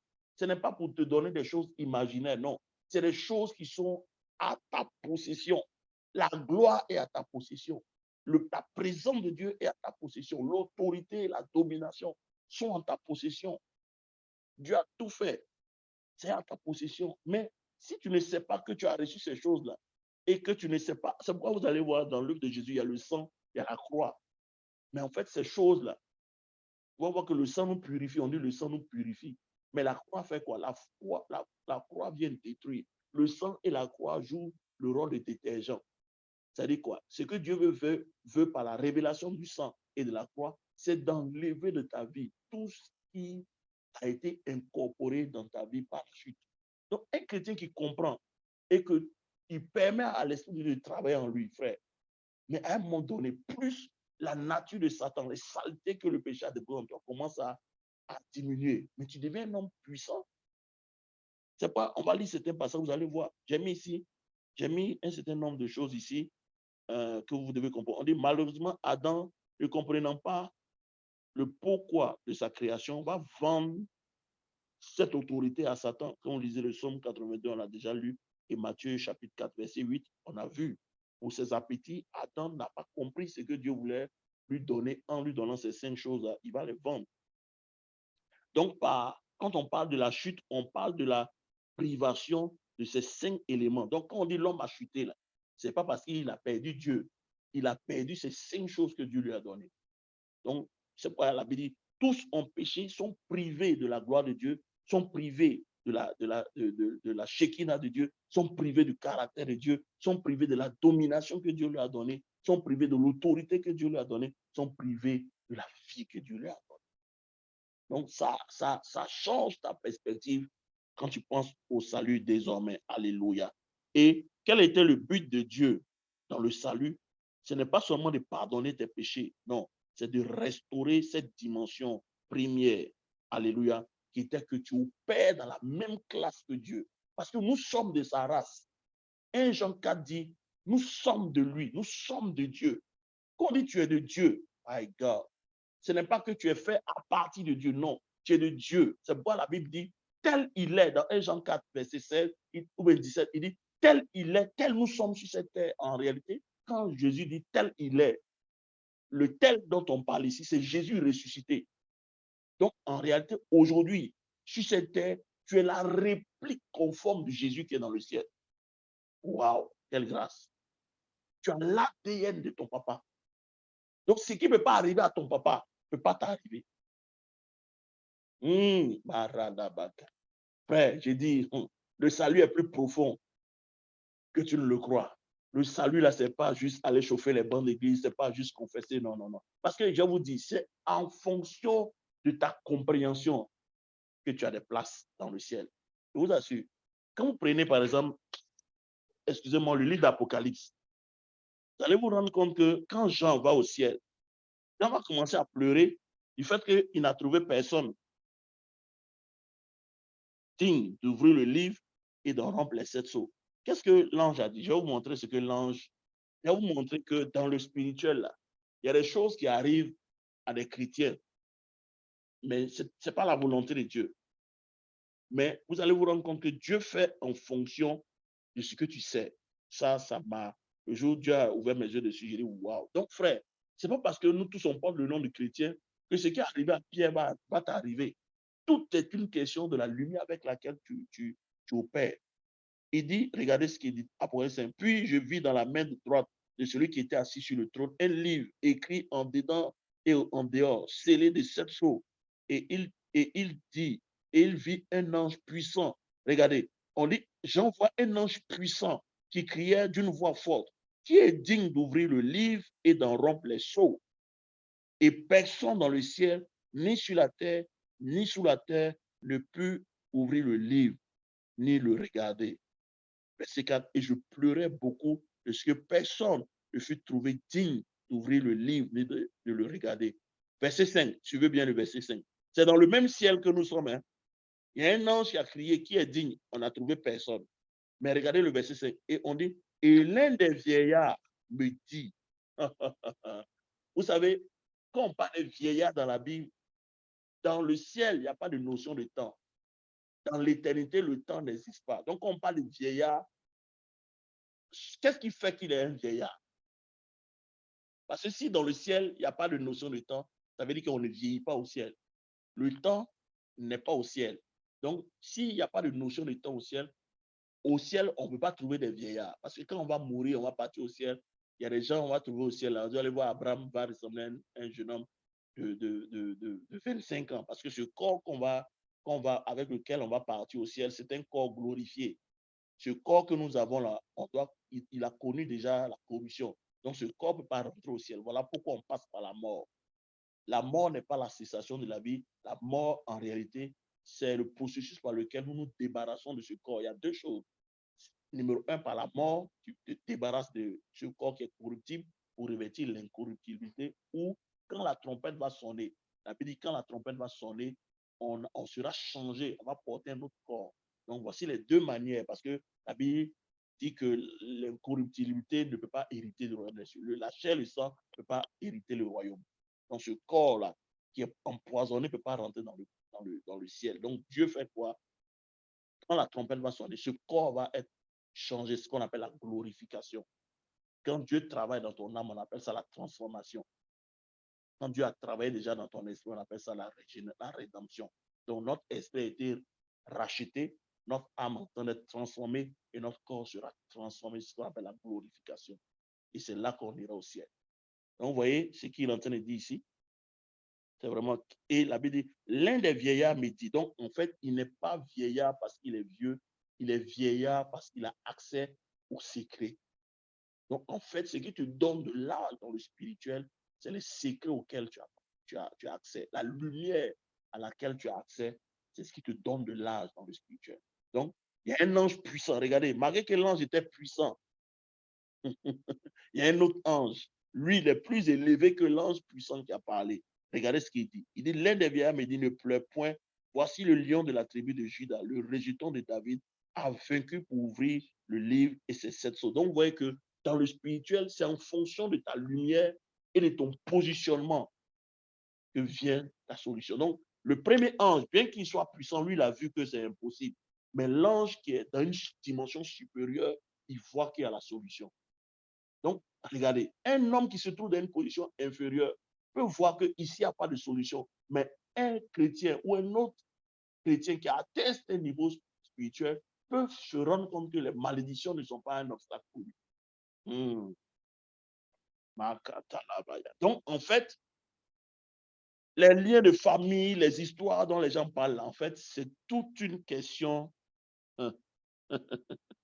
Oh Seigneur, faut nous aider. C'est juste une fonction de positionnement.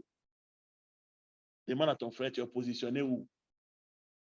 Voilà pourquoi nous travaillons à grandir dans les choses de Dieu. Parce que plus tu montes, plus les choses qui paraissaient comme des obstacles ne deviennent plus des obstacles. Parce que plus tu vas haut, plus tu vois loin et tu vois bien. Donc, en fait, dans notre marche chrétienne, nous sommes en train de grandir. Voilà pourquoi, frère, tu dois t'assurer à prendre toutes les âmes de Dieu, c'est-à-dire t'assurer à aller encore plus en profondeur avec Dieu. Parce que plus ta lumière va grandir, plus Dieu va t'illuminer, tu vas te rendre compte qu'en réalité, Satan n'est rien, il est vaincu. Voilà pourquoi je vais établir ces choses-là pour que tu comprennes qu'en réalité, derrière le salut, Dieu voulait te restaurer dans sa classe. Parce que c'est pour ça qu'il t'a créé, pour que tu opères comme lui. Parce que c'est pour ça que Dieu t'a créé. Pour que tu sois dans la même classe que lui, tu fasses les mêmes choses comme lui. Oh, quelqu'un ne dit pas Amen. Quelqu'un ne dit pas Amen. Ah, Seigneur, il faut nous aider. Vous voyez que la religion fait que souvent c'est difficile de comprendre les choses que Dieu nous met. Alléluia. C'est pourquoi, dans le salut, Dieu n'a pas voulu seulement pardonner nos péchés, mais te restaurer dans ta dimension première, qui est d'opérer dans la même classe que Dieu. Allons dans Colossiens 2, verset 9 et Colossiens 1, verset 27. Vous allez voir le but du salut. C'était de faire quoi? Regardez ensemble, regardons ensemble. Le but du salut, ce n'est pas de t'envoyer au ciel. C'est que ces 5 éléments que tu as perdus, que Dieu t'a donné pour que tu opères comme lui sur cette terre-là, que sois restauré. Dis, Seigneur, ce soir, j'entre dans la restauration. Tu opères comme toi sur cette terre. Il dit, tel il est dans le ciel, tel nous sommes. Tu es aujourd'hui identifié à Jésus dans sa résurrection. Alléluia. Merci Seigneur parce que tu nous as établis pour cela. Colossiens 2, verset 9 dit quoi? Allons dans Colossiens 2, verset 9. Oh mon Dieu, mon Dieu, mon Dieu. Que Dieu nous aide ce soir. Car en lui habite corporellement toute la plénitude de la divinité. Donc, en Jésus, il y avait toute la plénitude de la divinité. Mais quand on parle de la plénitude de la divinité, on se rend compte que tous ces 5 éléments, Jésus les a manifestés. Or, aujourd'hui, nous sommes en Jésus. C'est pourquoi Paul, dans ce même livre de Colossiens, au chapitre 1, verset 27, dit quoi? Regardez, Colossiens 1, verset 27, il dit, quel est ce mystère de tout ce que Dieu a fait? C'était quoi? Quel est ce mystère? Oh, verset 27, où tu es? Viens à moi, parce que je dois parler. Il dit, Dieu a voulu faire connaître quelle est la glorieuse richesse de ce mystère parmi les païens, savoir Christ en vous, l'espérance de la gloire. Christ en vous, l'espérance de la gloire. C'est-à-dire, cet homme-là il a repris toute la plénitude de Dieu. Cet homme dans la vie duquel ces 5 points ont été restaurés dans la rédemption. Vous comprenez, c'est ça, on dit, quelqu'un atteint la plénitude de Dieu. Alléluia. Voilà le but pour lequel Dieu voulait te sauver, c'est que tu reçoives la plénitude de Dieu en toi, afin de manifester cette plénitude-là dans tes circonstances de tous les jours. Alléluia. Oh, Jean 1,14 nous dit la même chose. Oui, frère, voici le but pour lequel tu as été sauvé. Dieu voulait manifester sa plénitude. En fait, Je me rends compte que l'une des raisons pour lesquelles Jésus t'a sauvé, c'est que tu deviennes comme Dieu. Parce qu'au départ, tu étais comme Dieu. Et ces 5 éléments que Dieu t'a donnés, tu les as perdus dans le péché. Et voilà pourquoi Dieu, au travers de tout ce qui est sanctification, il fait dans ta vie, au travers de tout ce qui est consécration que Dieu fait dans ta vie, en réalité, c'est pour que tu reviennes à ces 5 choses, que ces 5 choses, tu manifestes dans ta vie et que tu marches dans la plénitude de Dieu. Et que ta vie devienne une expression de ce que Dieu est. C'est voilà pourquoi Jésus est venu mourir. Pas pour que nous ayons la religion et que tu te caches quelque part là-bas, non. Mais que, ayant conscience que toutes ces choses t'ont été redonnées, tu deviens pour ta génération et pour ta famille un producteur de preuves. Tu deviens l'adresse de Dieu dans ta génération. Voilà ce pourquoi Jésus est venu mourir à la croix. Et les Paul l'ont expérimenté, les Pierre l'ont expérimenté. Prenez la vie de Pierre dès le départ. Pierre, c'était un homme quelconque, mais à un moment donné, la vie de l'homme de Pierre guérissait les malades. Frère, j'ai dit, dans cette saison-là, on va prendre tout ce que Dieu a mis à notre disposition. Si je prendrai tout ce que Dieu a mis à ma disposition, frère, tu ne seras plus quelqu'un que Satan va malmener. Non, non, non, frère. Tu es équipé pour la bataille. Satan le sait. C'est pourquoi il travaille à ce qu'on demeure dans l'ignorance. Parce qu'il sait qu'un chrétien qui a pris conscience de tout ce que la mort et la résurrection de Jésus a mis à sa disposition, un chrétien qui devient invincible, qui devient le champion de Dieu pour sa génération. Dieu dépend de lui pour faire certaines choses sur cette terre. C'est ça que les gens comme les Idaosa ont compris. Idaosa, dans son ministère, a rejeté plus de 27 morts. Et ce sont ces 27 morts qui sont revenus à la vie, qui ont établi ce homme-là comme un géant dans sa génération. Je lisais l'histoire de Babalola. Babalola, c'est l'un des hommes que Dieu a utilisé puissamment au Nigeria, mais aujourd'hui, ses descendants, il a 2 de ses descendants qui vivent.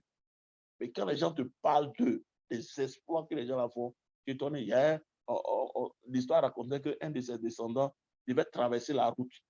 Et les voitures le trafic était tellement nombreux qu'il n'arrivait pas à traverser. Il a levé la main. Tous les moteurs des voitures sont éteints.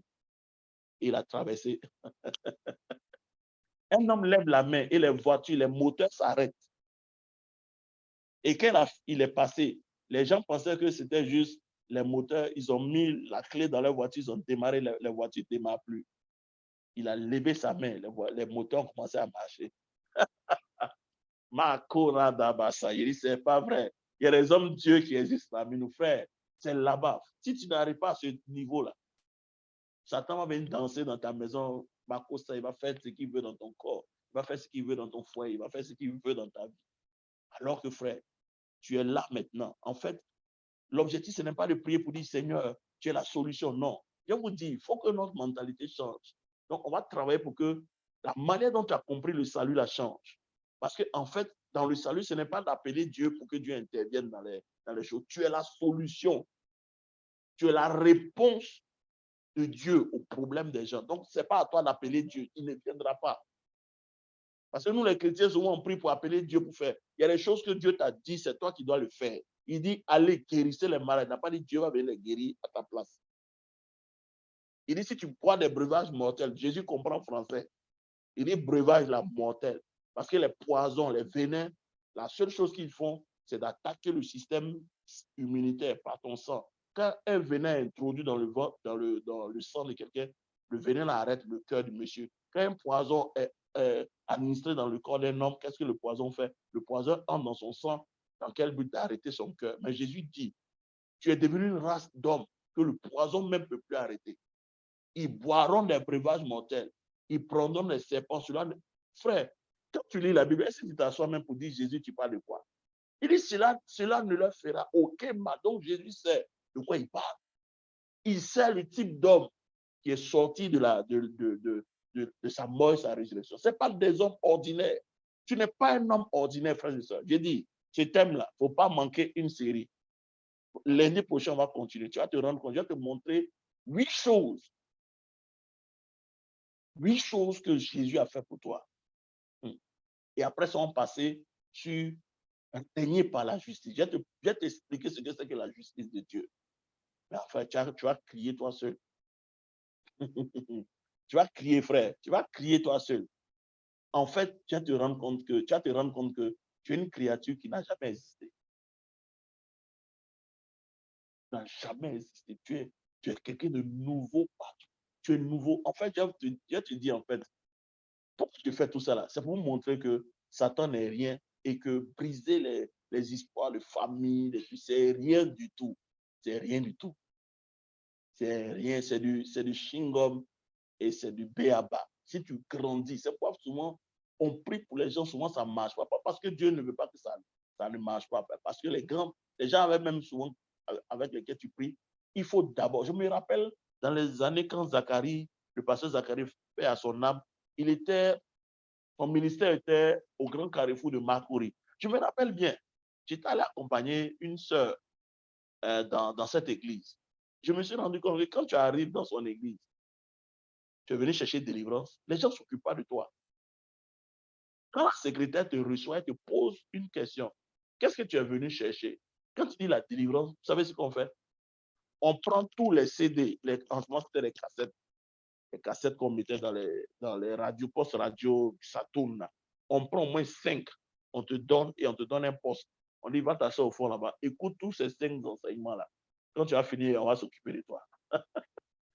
C'est aujourd'hui, je me rends compte que c'est la meilleure méthode. En fait, tant que tu n'expliques pas certaines choses aux gens et que leur intelligence est renouvelée par la part de Dieu, ça ne sert à rien de prier.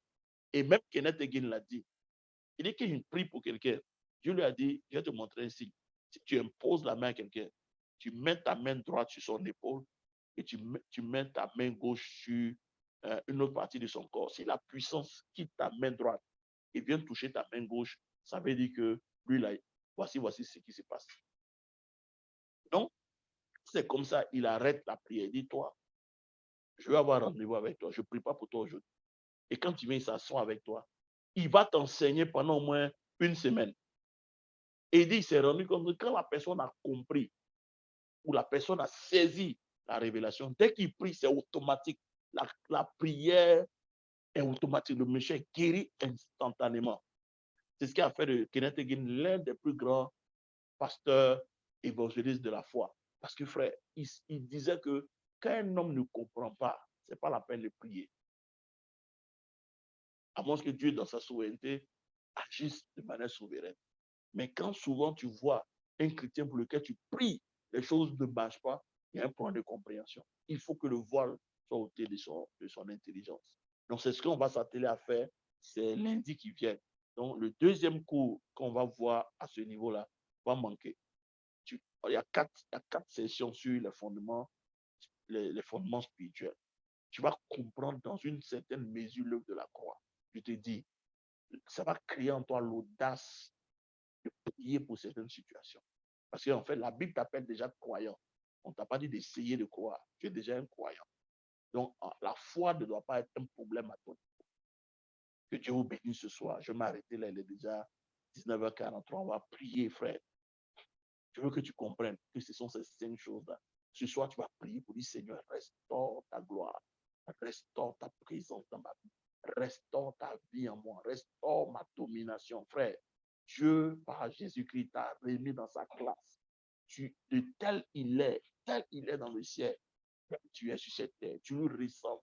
Tu es son prolongement sur cette terre. Tu es sa bouche sur cette terre. Tu es son représentant. Tu es la solution de ta famille, frère.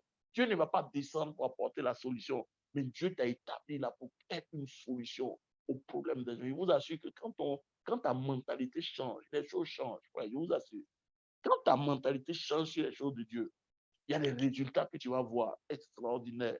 Il dit extraordinaire. Ça va créer, frère, il dit, la peur va quitter ton cœur. Il n'y a pas un démon qui peut t'arrêter. Il n'y a pas une malédiction qui peut t'arrêter. Elle n'est pas encore née. Il n'y a pas un démon qui peut tenir devant toi. Ils agissent sur le mensonge. Ils agissent sur le mensonge. Et beaucoup de chrétiens, frère, le mensonge de Satan a pris beaucoup de chrétiens. Alléluia. Est-ce que tu veux prier avec moi ce soir? Nous sommes dans le 8e mois. Des choses extraordinaires peuvent arriver à ta vie. Frère, sors de la religion. Prends le temps avec le Saint-Esprit de prier et de méditer sur ces choses, frère. Je te dis, tu n'es pas un homme ordinaire.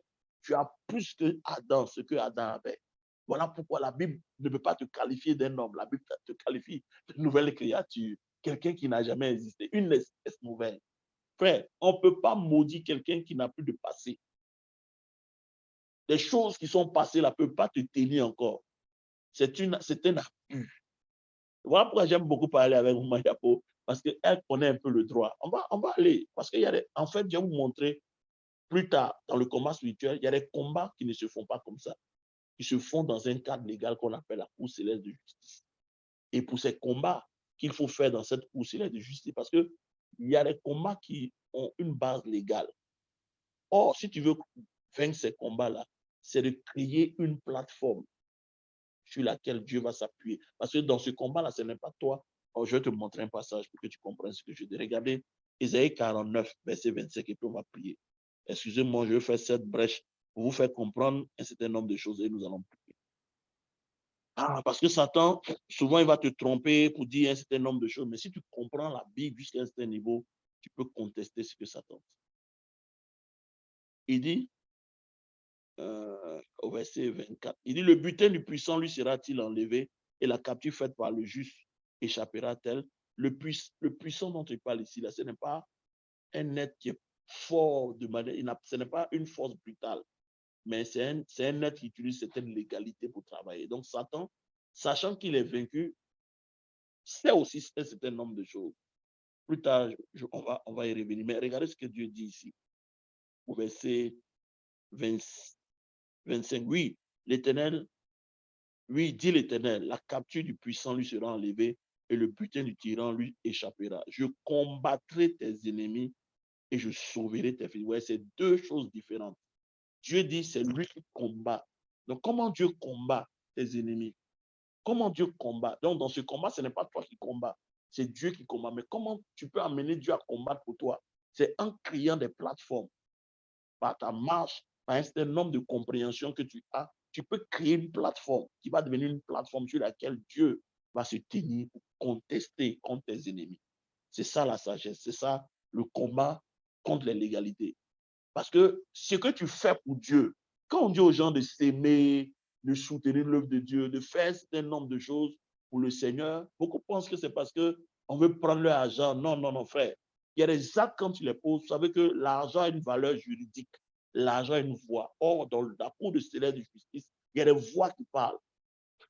C'est pourquoi on dit Jésus est notre avocat. Donc, il y a des voix qui interviennent, qui parlent dans certaines circonstances. Donc, je peux poser un acte dans la vie d'un enfant de Dieu ou d'un pasteur ou dans une église. Je peux faire une action qui va pousser Dieu à relâcher.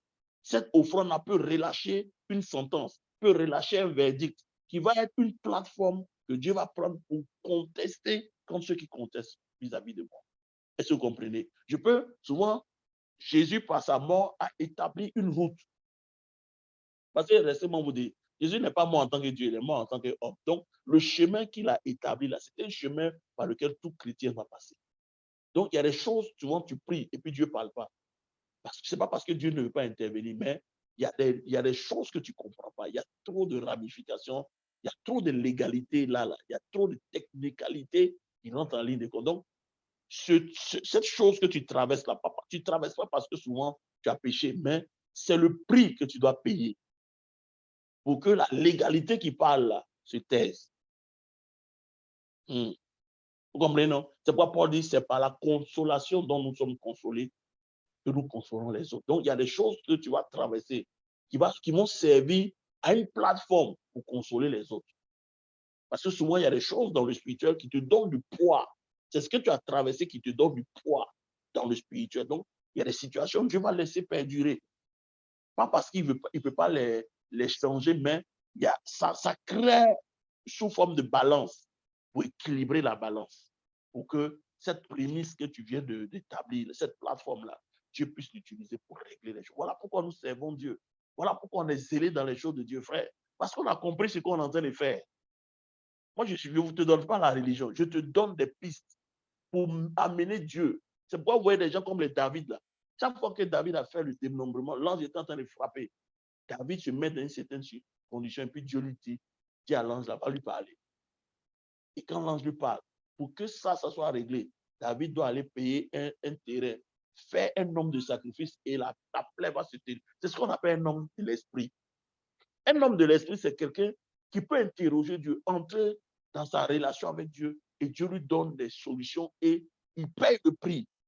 Et la plateforme qu'il a créée, en fonction des instructions que Dieu lui a données, c'est cette plateforme-là sur laquelle Dieu se lève pour combattre, pour contester avec ce butin, ce puissant-là. Et après, il dit, je vais sauver tes...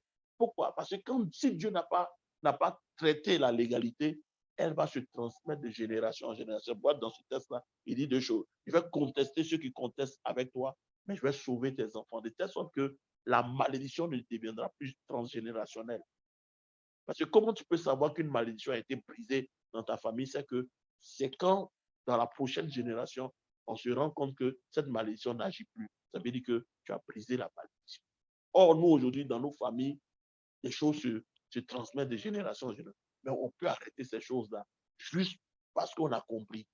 Je prie ce soir pour toi, que Dieu te donne de comprendre. Est-ce qu'il y a des questions d'abord avant qu'on le prie? On va prier pour ce mois de août.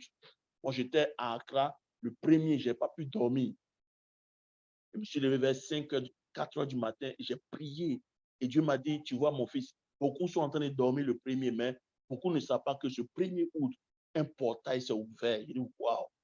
J'ai dit, je ne peux pas fermer les yeux. Je dors comme ça, et puis je ne peux pas. Je me suis levé. Mais qu'est-ce qui m'arrive? Je me sentais bizarre. C'est ma première fois que ça m'arrive. Et quand je me suis réveillé, le pasteur qui dormait avec moi, lui aussi s'est réveillé. Et il m'a dit, qu'est-ce qui s'est passé? Il dit, voilà, je n'ai pas pu dormir. Et puis lui m'a dit, ah, il était en train de faire aussi un songe où on lui a dit de se lever pour prier. Donc, on est sorti, s'est mis dans le balcon, on a prié jusqu'à 6 heures. Mais pendant que je priais, j'ai vu un certain nombre de choses. Et Dieu m'a dit, il dit, tu vois, beaucoup de mes fils sont en train de dormir. Dans la nuit du 31 au 1er août, il dit, tu sais, il dit, mon fils, pendant que d'autres sont en train de dormir, vous êtes en train de prier parce que j'ai voulu que tu ne dormes pas parce qu'il y a une porte qui s'ouvrait dans le spirituel. Malheureusement, beaucoup de mes fils sont en train de dormir. Ils ont raté la porte qui s'est ouverte pour la nouvelle saison. Moi, je ne sais pas de quoi Dieu parle, mais j'étais là en train de prier. Vous comprenez, non? Donc, c'était moi qui est un peu bizarre. Je ne sais pas de quoi Dieu parlait, mais j'ai essayé d'interroger Dieu pour que je comprenne ce que Dieu voulait dire. Mais la chose que j'ai ressentie, c'était comme un portail qui s'ouvrait dans ce mois d'août. Mais malheureusement, vous savez que les combats se décident à la porte. C'est à la porte qu'on possède la porte de ses ennemis. C'est à la porte qu'on décide. Les anciens d'Israël se mettaient à la porte pour faire des décrets. Mais à cette porte-là, est-ce que tu étais en train de dormir, mais tu étais éveillé? Oui. C'est pourquoi je dis, les choses spirituelles, quand tu les comprends, ça peut te permettre de gagner du temps et d'avoir de l'avance sur tes ennemis. On va prier ce soir, frère, que Dieu ouvre tes yeux. Que ce mois d'août soit un mois exceptionnel. Que ce mois d'août, ta lumière encore grandisse. Que tu grandisses dans la connaissance. J'ai dit, Satan n'est pas fort, Satan est un menteur. La maladie n'est pas quelque chose qui est un problème pour Dieu. C'est déjà fait. Je vais te le montrer au travers de cet enseignement, que tout est fait. Il te faut juste deux choses pour rentrer dans ce qui est déjà fait. On va y revenir. Lève la main, commence à parler au Seigneur. Commence à bénir ton mois d'août. Commence à déclarer que ce mois qui est un mois de nouveau commencement, des choses extraordinaires vont arriver à ta vie. Frère, je vois des géants que Dieu est en train de susciter dans cette école de l'esprit. C'est pour vous amener à réfléchir avec les Écritures, à réfléchir avec le Saint-Esprit. Frère, tu ne sais pas ce que Dieu a mis dans ta main. Tu es un champion. Tu es une championne, frère et sœurs. Vous êtes des champions, frère. Je vous dis la vérité, vous êtes des champions. Dieu a mis certaines choses dans vos mains pour gérer certaines situations. Élevons la voix, commençons à prier. Seigneur, merci pour ce nouveau mois. Merci pour ces 5 choses que tu nous as restaurées, que la mort et la résurrection de Jésus nous a restaurées. Seigneur, tu nous as appelés à être dans la même classe que toi, opérer dans la même fréquence que toi, à devenir des aides de solution pour leur famille, pour leur génération. Merci pour ta grâce ce soir. Merci pour la vie de mon frère. Merci pour la vie de ma soeur. Papa, je prie que tout ce qui a maintenu ton peuple dans un état d'esclave, dans un état, oui, de dominer ce soir, je commande ma Iko Satalabaya. Prie avec mon sort, dis je sors de toute domination. Parle sur toute situation. Parle sur toute situation. Tu as le pouvoir de parler à ces choses-là. Devant toi, ces choses fléchissent. Devant toi, elles reconnaissent l'autorité que Dieu t'a donnée. Désormais, par la mort et la résurrection de Jésus, tu opères dans la même classe que ton Père. La Bible, tel il est, tel tu es. Tu es un être à part. Tu es un être nouveau. Tu as l'autorité de ton papa. Tu as la nature de ton papa. Tu as l'ADN de ton papa. Ce qui ne peut pas toucher ton papa ne peut pas te vaincre. Ce qui ne peut pas vaincre ton père ne peut pas te vaincre. Élève la voix, prie avec moi. Rabo Sakatala. Ma ikatola ma sekete. Ma rabasokete. Rako sate labaka. Oh, refuse d'être opprimé par l'ennemi. Il n'a aucun droit. Il n'a aucun droit. Il n'a plus de pouvoir sur toi parce que le prix a été payé. Le prix a été payé. Seigneur, illumine les yeux de nos cœurs. Donne-nous de grandir dans ta connaissance. Donne-nous de grandir dans la lumière afin de voir que tout est fait. Maiko Sakatalabaya. Rakatabara. Je parle dans les circonstances, je parle dans les vies, je parle dans les santé. Je déclare que toute situation dans ta vie est décantée ce soir. Je commande à la maladie de quitter ton corps. Je commande à toute situation démoniaque de fléchir les genoux ce soir. Rakusatalabaya. Maikatola Masanta. Seigneur, tu nous as appelés à opérer dans ta classe. Nous sommes de la classe de Dieu. Nous sommes de la classe de Dieu. La gloire de Dieu est sur ta vie. Jésus t'a restauré la gloire. Il a restauré la présence de Dieu dans ta vie. Il a restauré la vie. Il dit, je suis venu afin que les brebis aient la vie et qu'elle ait cette vie en abondance. La vie de Dieu en toi, aucune maladie ne peut tenir dans ton corps parce que la vie de Dieu est supérieure à toutes les autres vies. De la même manière que Adam n'était pas en alliance avec Dieu.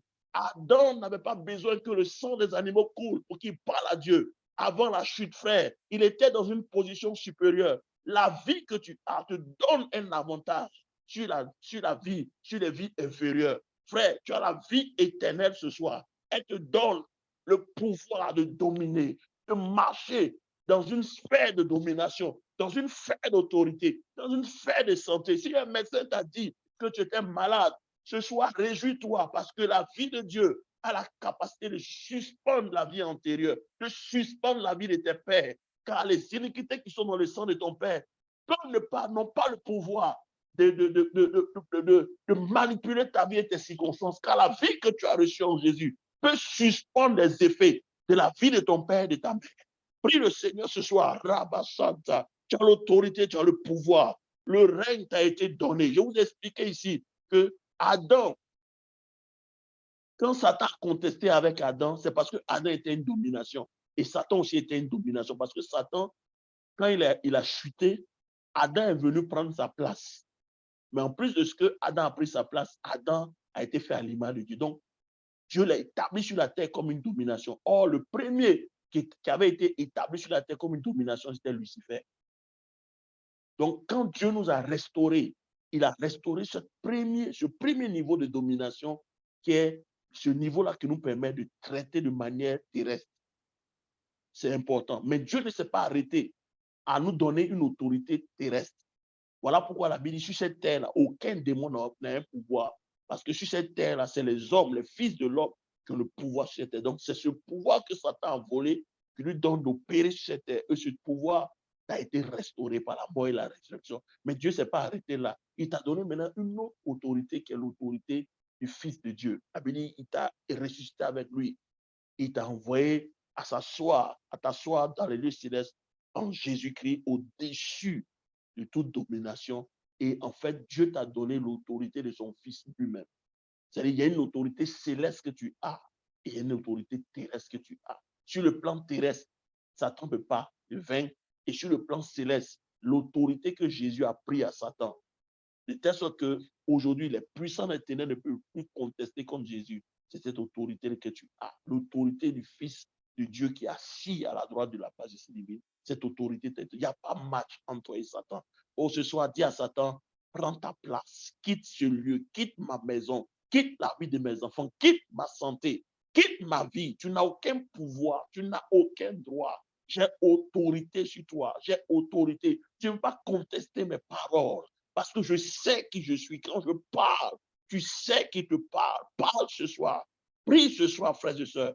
Déclare Rabasokata, Maikoradabasanta, Rokotolobo Santa la baba baba baba, Rakata la bayanta barabasa, Rabasekete borobo Santa la baba baba. Ah, Jesus, prie le Seigneur.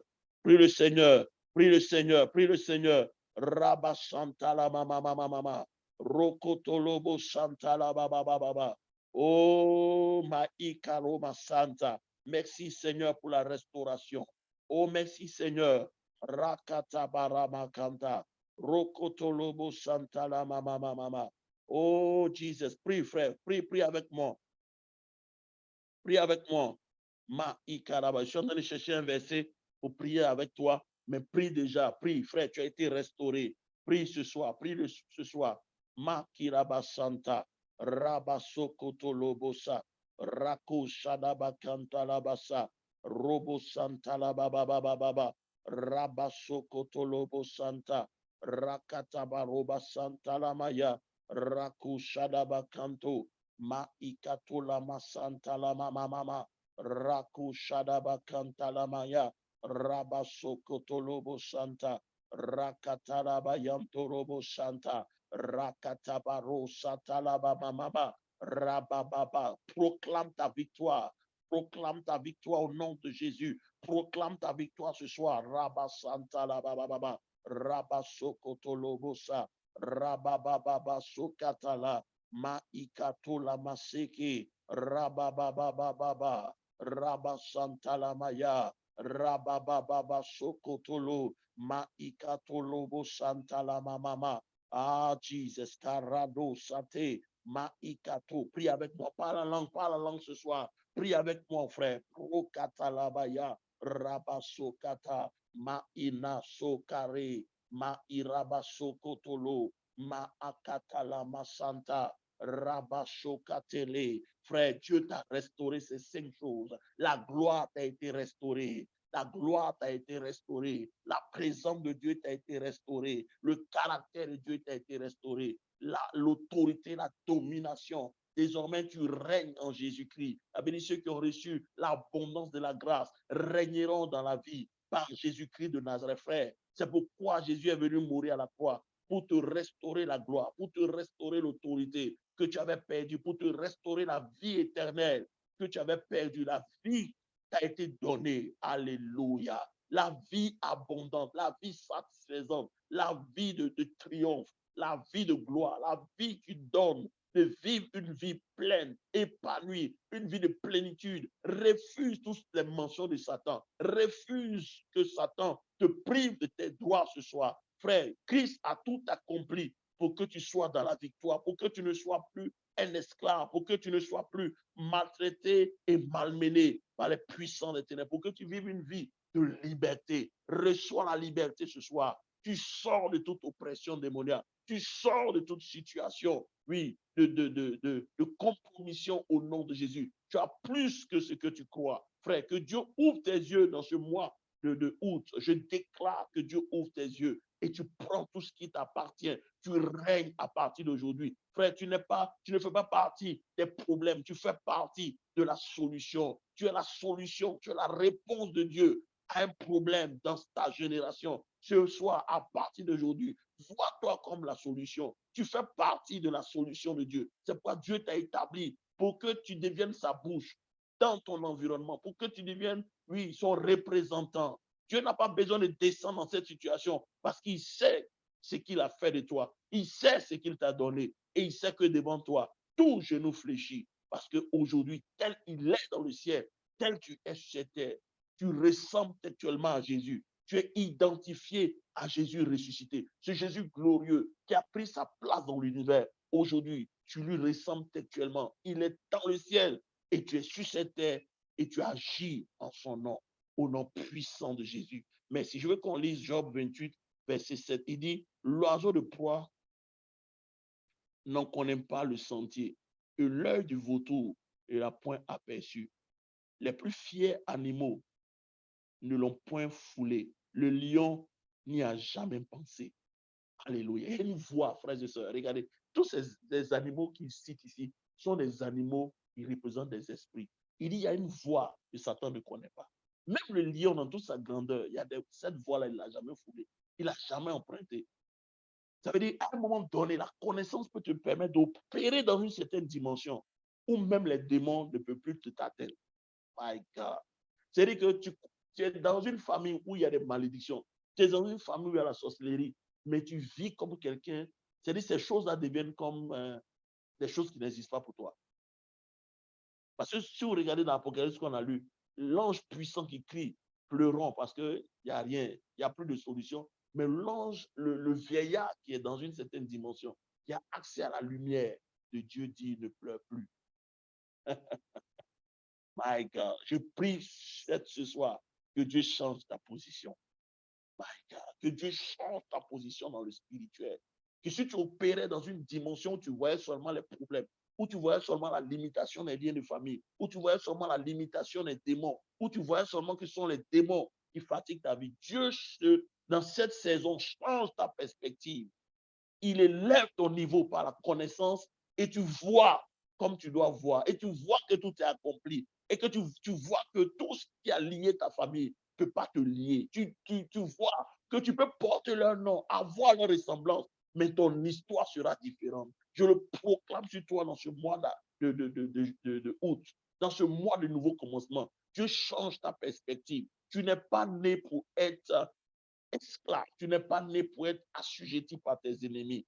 Mais le problème, c'est que ta perception doit changer. De la même manière que le veillard a vu la solution dans l'œuvre de la croix, à partir d'aujourd'hui, tu rentres dans la révélation de ce que Christ a fait pour toi et tu vois qu'il y a la solution. Tu ne parles plus comme les autres parlent parce que ta perception et ta position dans le spirituel ont changé. Tu te vois comme Dieu te voit. Tu vois que ce qui ne peut pas arrêter ton père ne peut pas t'arrêter. Ton père ne peut pas tomber malade. Tu ne peux pas tomber malade. Ton père ne peut pas être attaqué. Ton père n'a jamais connu de défaite. Tu ne peux pas connaître de défaite. C'est pourquoi la Bible dit, bien-aimé, vous êtes de Dieu et vous avez vaincu. Car celui qui est en toi est plus grand que celui qui est dans le monde, frère. Tu es identifié à ton Père, frère, dans le ciel. Quand on t'identifie, on te voit tel que ton Père est. Il dit, tel il est dans le ciel, tel tu es.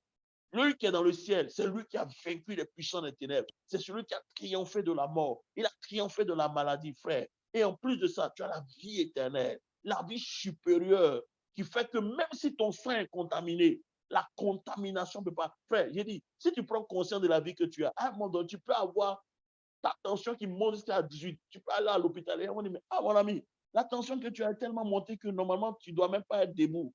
Mais il ne peut pas comprendre pourquoi tu es debout.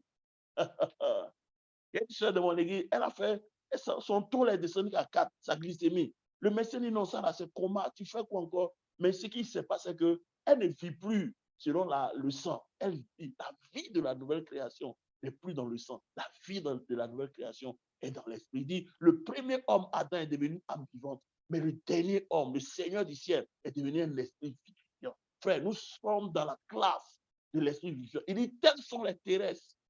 Tel est le terrestre, tels sont les terrestres. Mais tel est le céleste, et tels sont aussi les célestes. Nous faisons partie des célestes. Notre vie n'est plus dans le sang. C'est pourquoi je veux déclarer à quelqu'un, s'il y avait des maladies dans la lignée de ton père, dans le sang de ton père, ce soir, ces maladies sont neutralisées. S'il y avait des iniquités dans le sang de ton père qui voulaient se manifester, elles n'ont pas le pouvoir. Il faut parler sur ces choses pour leur dire, j'ai reçu la vie supérieure.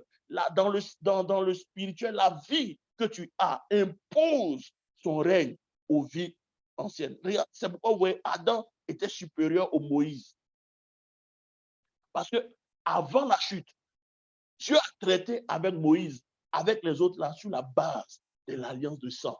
C'est pourquoi, comme ils avaient cette vie animale-là, Dieu ne pouvait être en relation avec eux que par le sacrifice des animaux. Allez-y lire l'histoire d'Adam avant la chute. Dieu n'a pas eu besoin, avant la chute de Adam, Dieu n'a pas eu besoin de traiter avec lui, avec le sang. Donc Adam n'avait pas besoin d'une alliance pour traiter avec Dieu. Il n'était ni pécheur, ni saint. Il était dans une position qu'on appelle la position d'innocence. Et cette position lui donnait une position supérieure aux autres. C'est pourquoi, quand Jésus vient, la Bible dit que Jésus est supérieur à toutes ces personnes-là. C'est pourquoi Dieu n'a jamais appelé Abraham son fils. Il n'a jamais appelé Moïse son fils. Parce qu'il n'avait pas l'ADN de Dieu. Mais toi, aujourd'hui, Dieu t'appelle son fils. Tu as son ADN. Tu as sa nature en toi. Tel il est, tel nous sommes sur cette terre. C'est pourquoi, frère, ce qui ne peut pas lier Dieu ne peut pas te lier. Ce soir, il faut te fâcher. Dis, ce mois de août, c'est fini. Je ne suis plus lié. Je ne peux pas tomber malade. Je ne peux pas être malade. La maladie n'a aucun pouvoir sur mon corps Parce que la vie de mon Père, la Bible dit, si l'esprit de celui qui a resté qui est mort habite en nous, il donnera la vie, il énergisera notre corps mortel. Frère, la vie que tu as est une vie qui énergise. Elle peut énergiser ton foie, elle peut énergiser ton corps, elle peut énergiser tes cellules, elle peut énergiser tout ce qui est mort en toi, frère. Je déclare dans ce mois de août que la vie, Zoé, énergise ton sang, énergise tout organe qui est mort en toi. Je commande la santé divine. Je vous dis, Dieu ne t'a pas créé pour être malade. On ne doit pas prier pour un chrétien pour qu'il soit guéri. Le chrétien fait partie de ceux qui ont la guérison divine en eux. C'est pourquoi il dit, tu peux donner cette guérison divine en imposant les mains. Vous comprenez maintenant? Il dit, vous imposerez les mains aux malades, ils seront guéris. Pourquoi tu imposeras les mains aux gens, ils seront guéris? Parce que tu fais partie, tu as la guérison divine en toi. Et c'est toi qui communiques cette guérison aux gens. C'est pourquoi le Seigneur te dit, impose la main. Il ne te demande pas comment ça se fera, non, parce que tu as déjà la chose. Tu as une guérison divine. Ce soir, impose la main à ton corps, à ta tête. Qu'importe le lieu où tu as le mal, dis que la fille Zoé prend le contrôle. Le Saint-Esprit va venir et communiquer la vie de Dieu à ton corps mortel. Sois béni, soyez bénis ce soir. Que Dieu vous élève dans ce mois de août. Que Dieu relève tous vos défis. Relevez vos défis. Merci Saint-Esprit. Là, je ne dis plus que Dieu, c'est toi. Relève tes défis. Prends tes responsabilités. Affronte tes peurs. Affronte tes ennemis. Et gagne-les au nom de Jésus. Merci Seigneur pour ta grâce. Merci Seigneur parce qu'au travers de cet enseignement, tu nous révèles tout ce que Christ a fait pour nous. Et nous prenons tout ce que nous avons et nous imposons silence à nos ennemis. Nous marchons dans l'autorité et dans la victoire. Je déclare à partir de ce soir, dans ce mois, où tu témoigneras. Prends tes responsabilités. Satan est vaincu. Il n'a aucun pouvoir. Il le sait. Shalom à vous. Que Dieu vous bénisse. Amen. Amen. Et on se voit lundi prochain par la grâce et la miséricorde. On va continuer, frère. Soyez bénis. Très content d'avoir partagé ce mois avec vous. Amen. Amen. Shalom. Amen. Donc, Franck, on se verra dans la semaine. Appelle-moi et puis on va planifier et puis on va voir ce qu'il y a à faire. Amen. Ok, shalom à chacun, shalom à chacune. Que Dieu vous bénisse. C'est Cassie, je ne sais pas c'est qui, c'est Pascal ou c'est qui. Amen. Amen, Okay, c'est Pascal. Ok, sois béni. Ok, donc que Dieu vous bénisse abondamment et puis à lundi prochain, shalom, shalom à vous.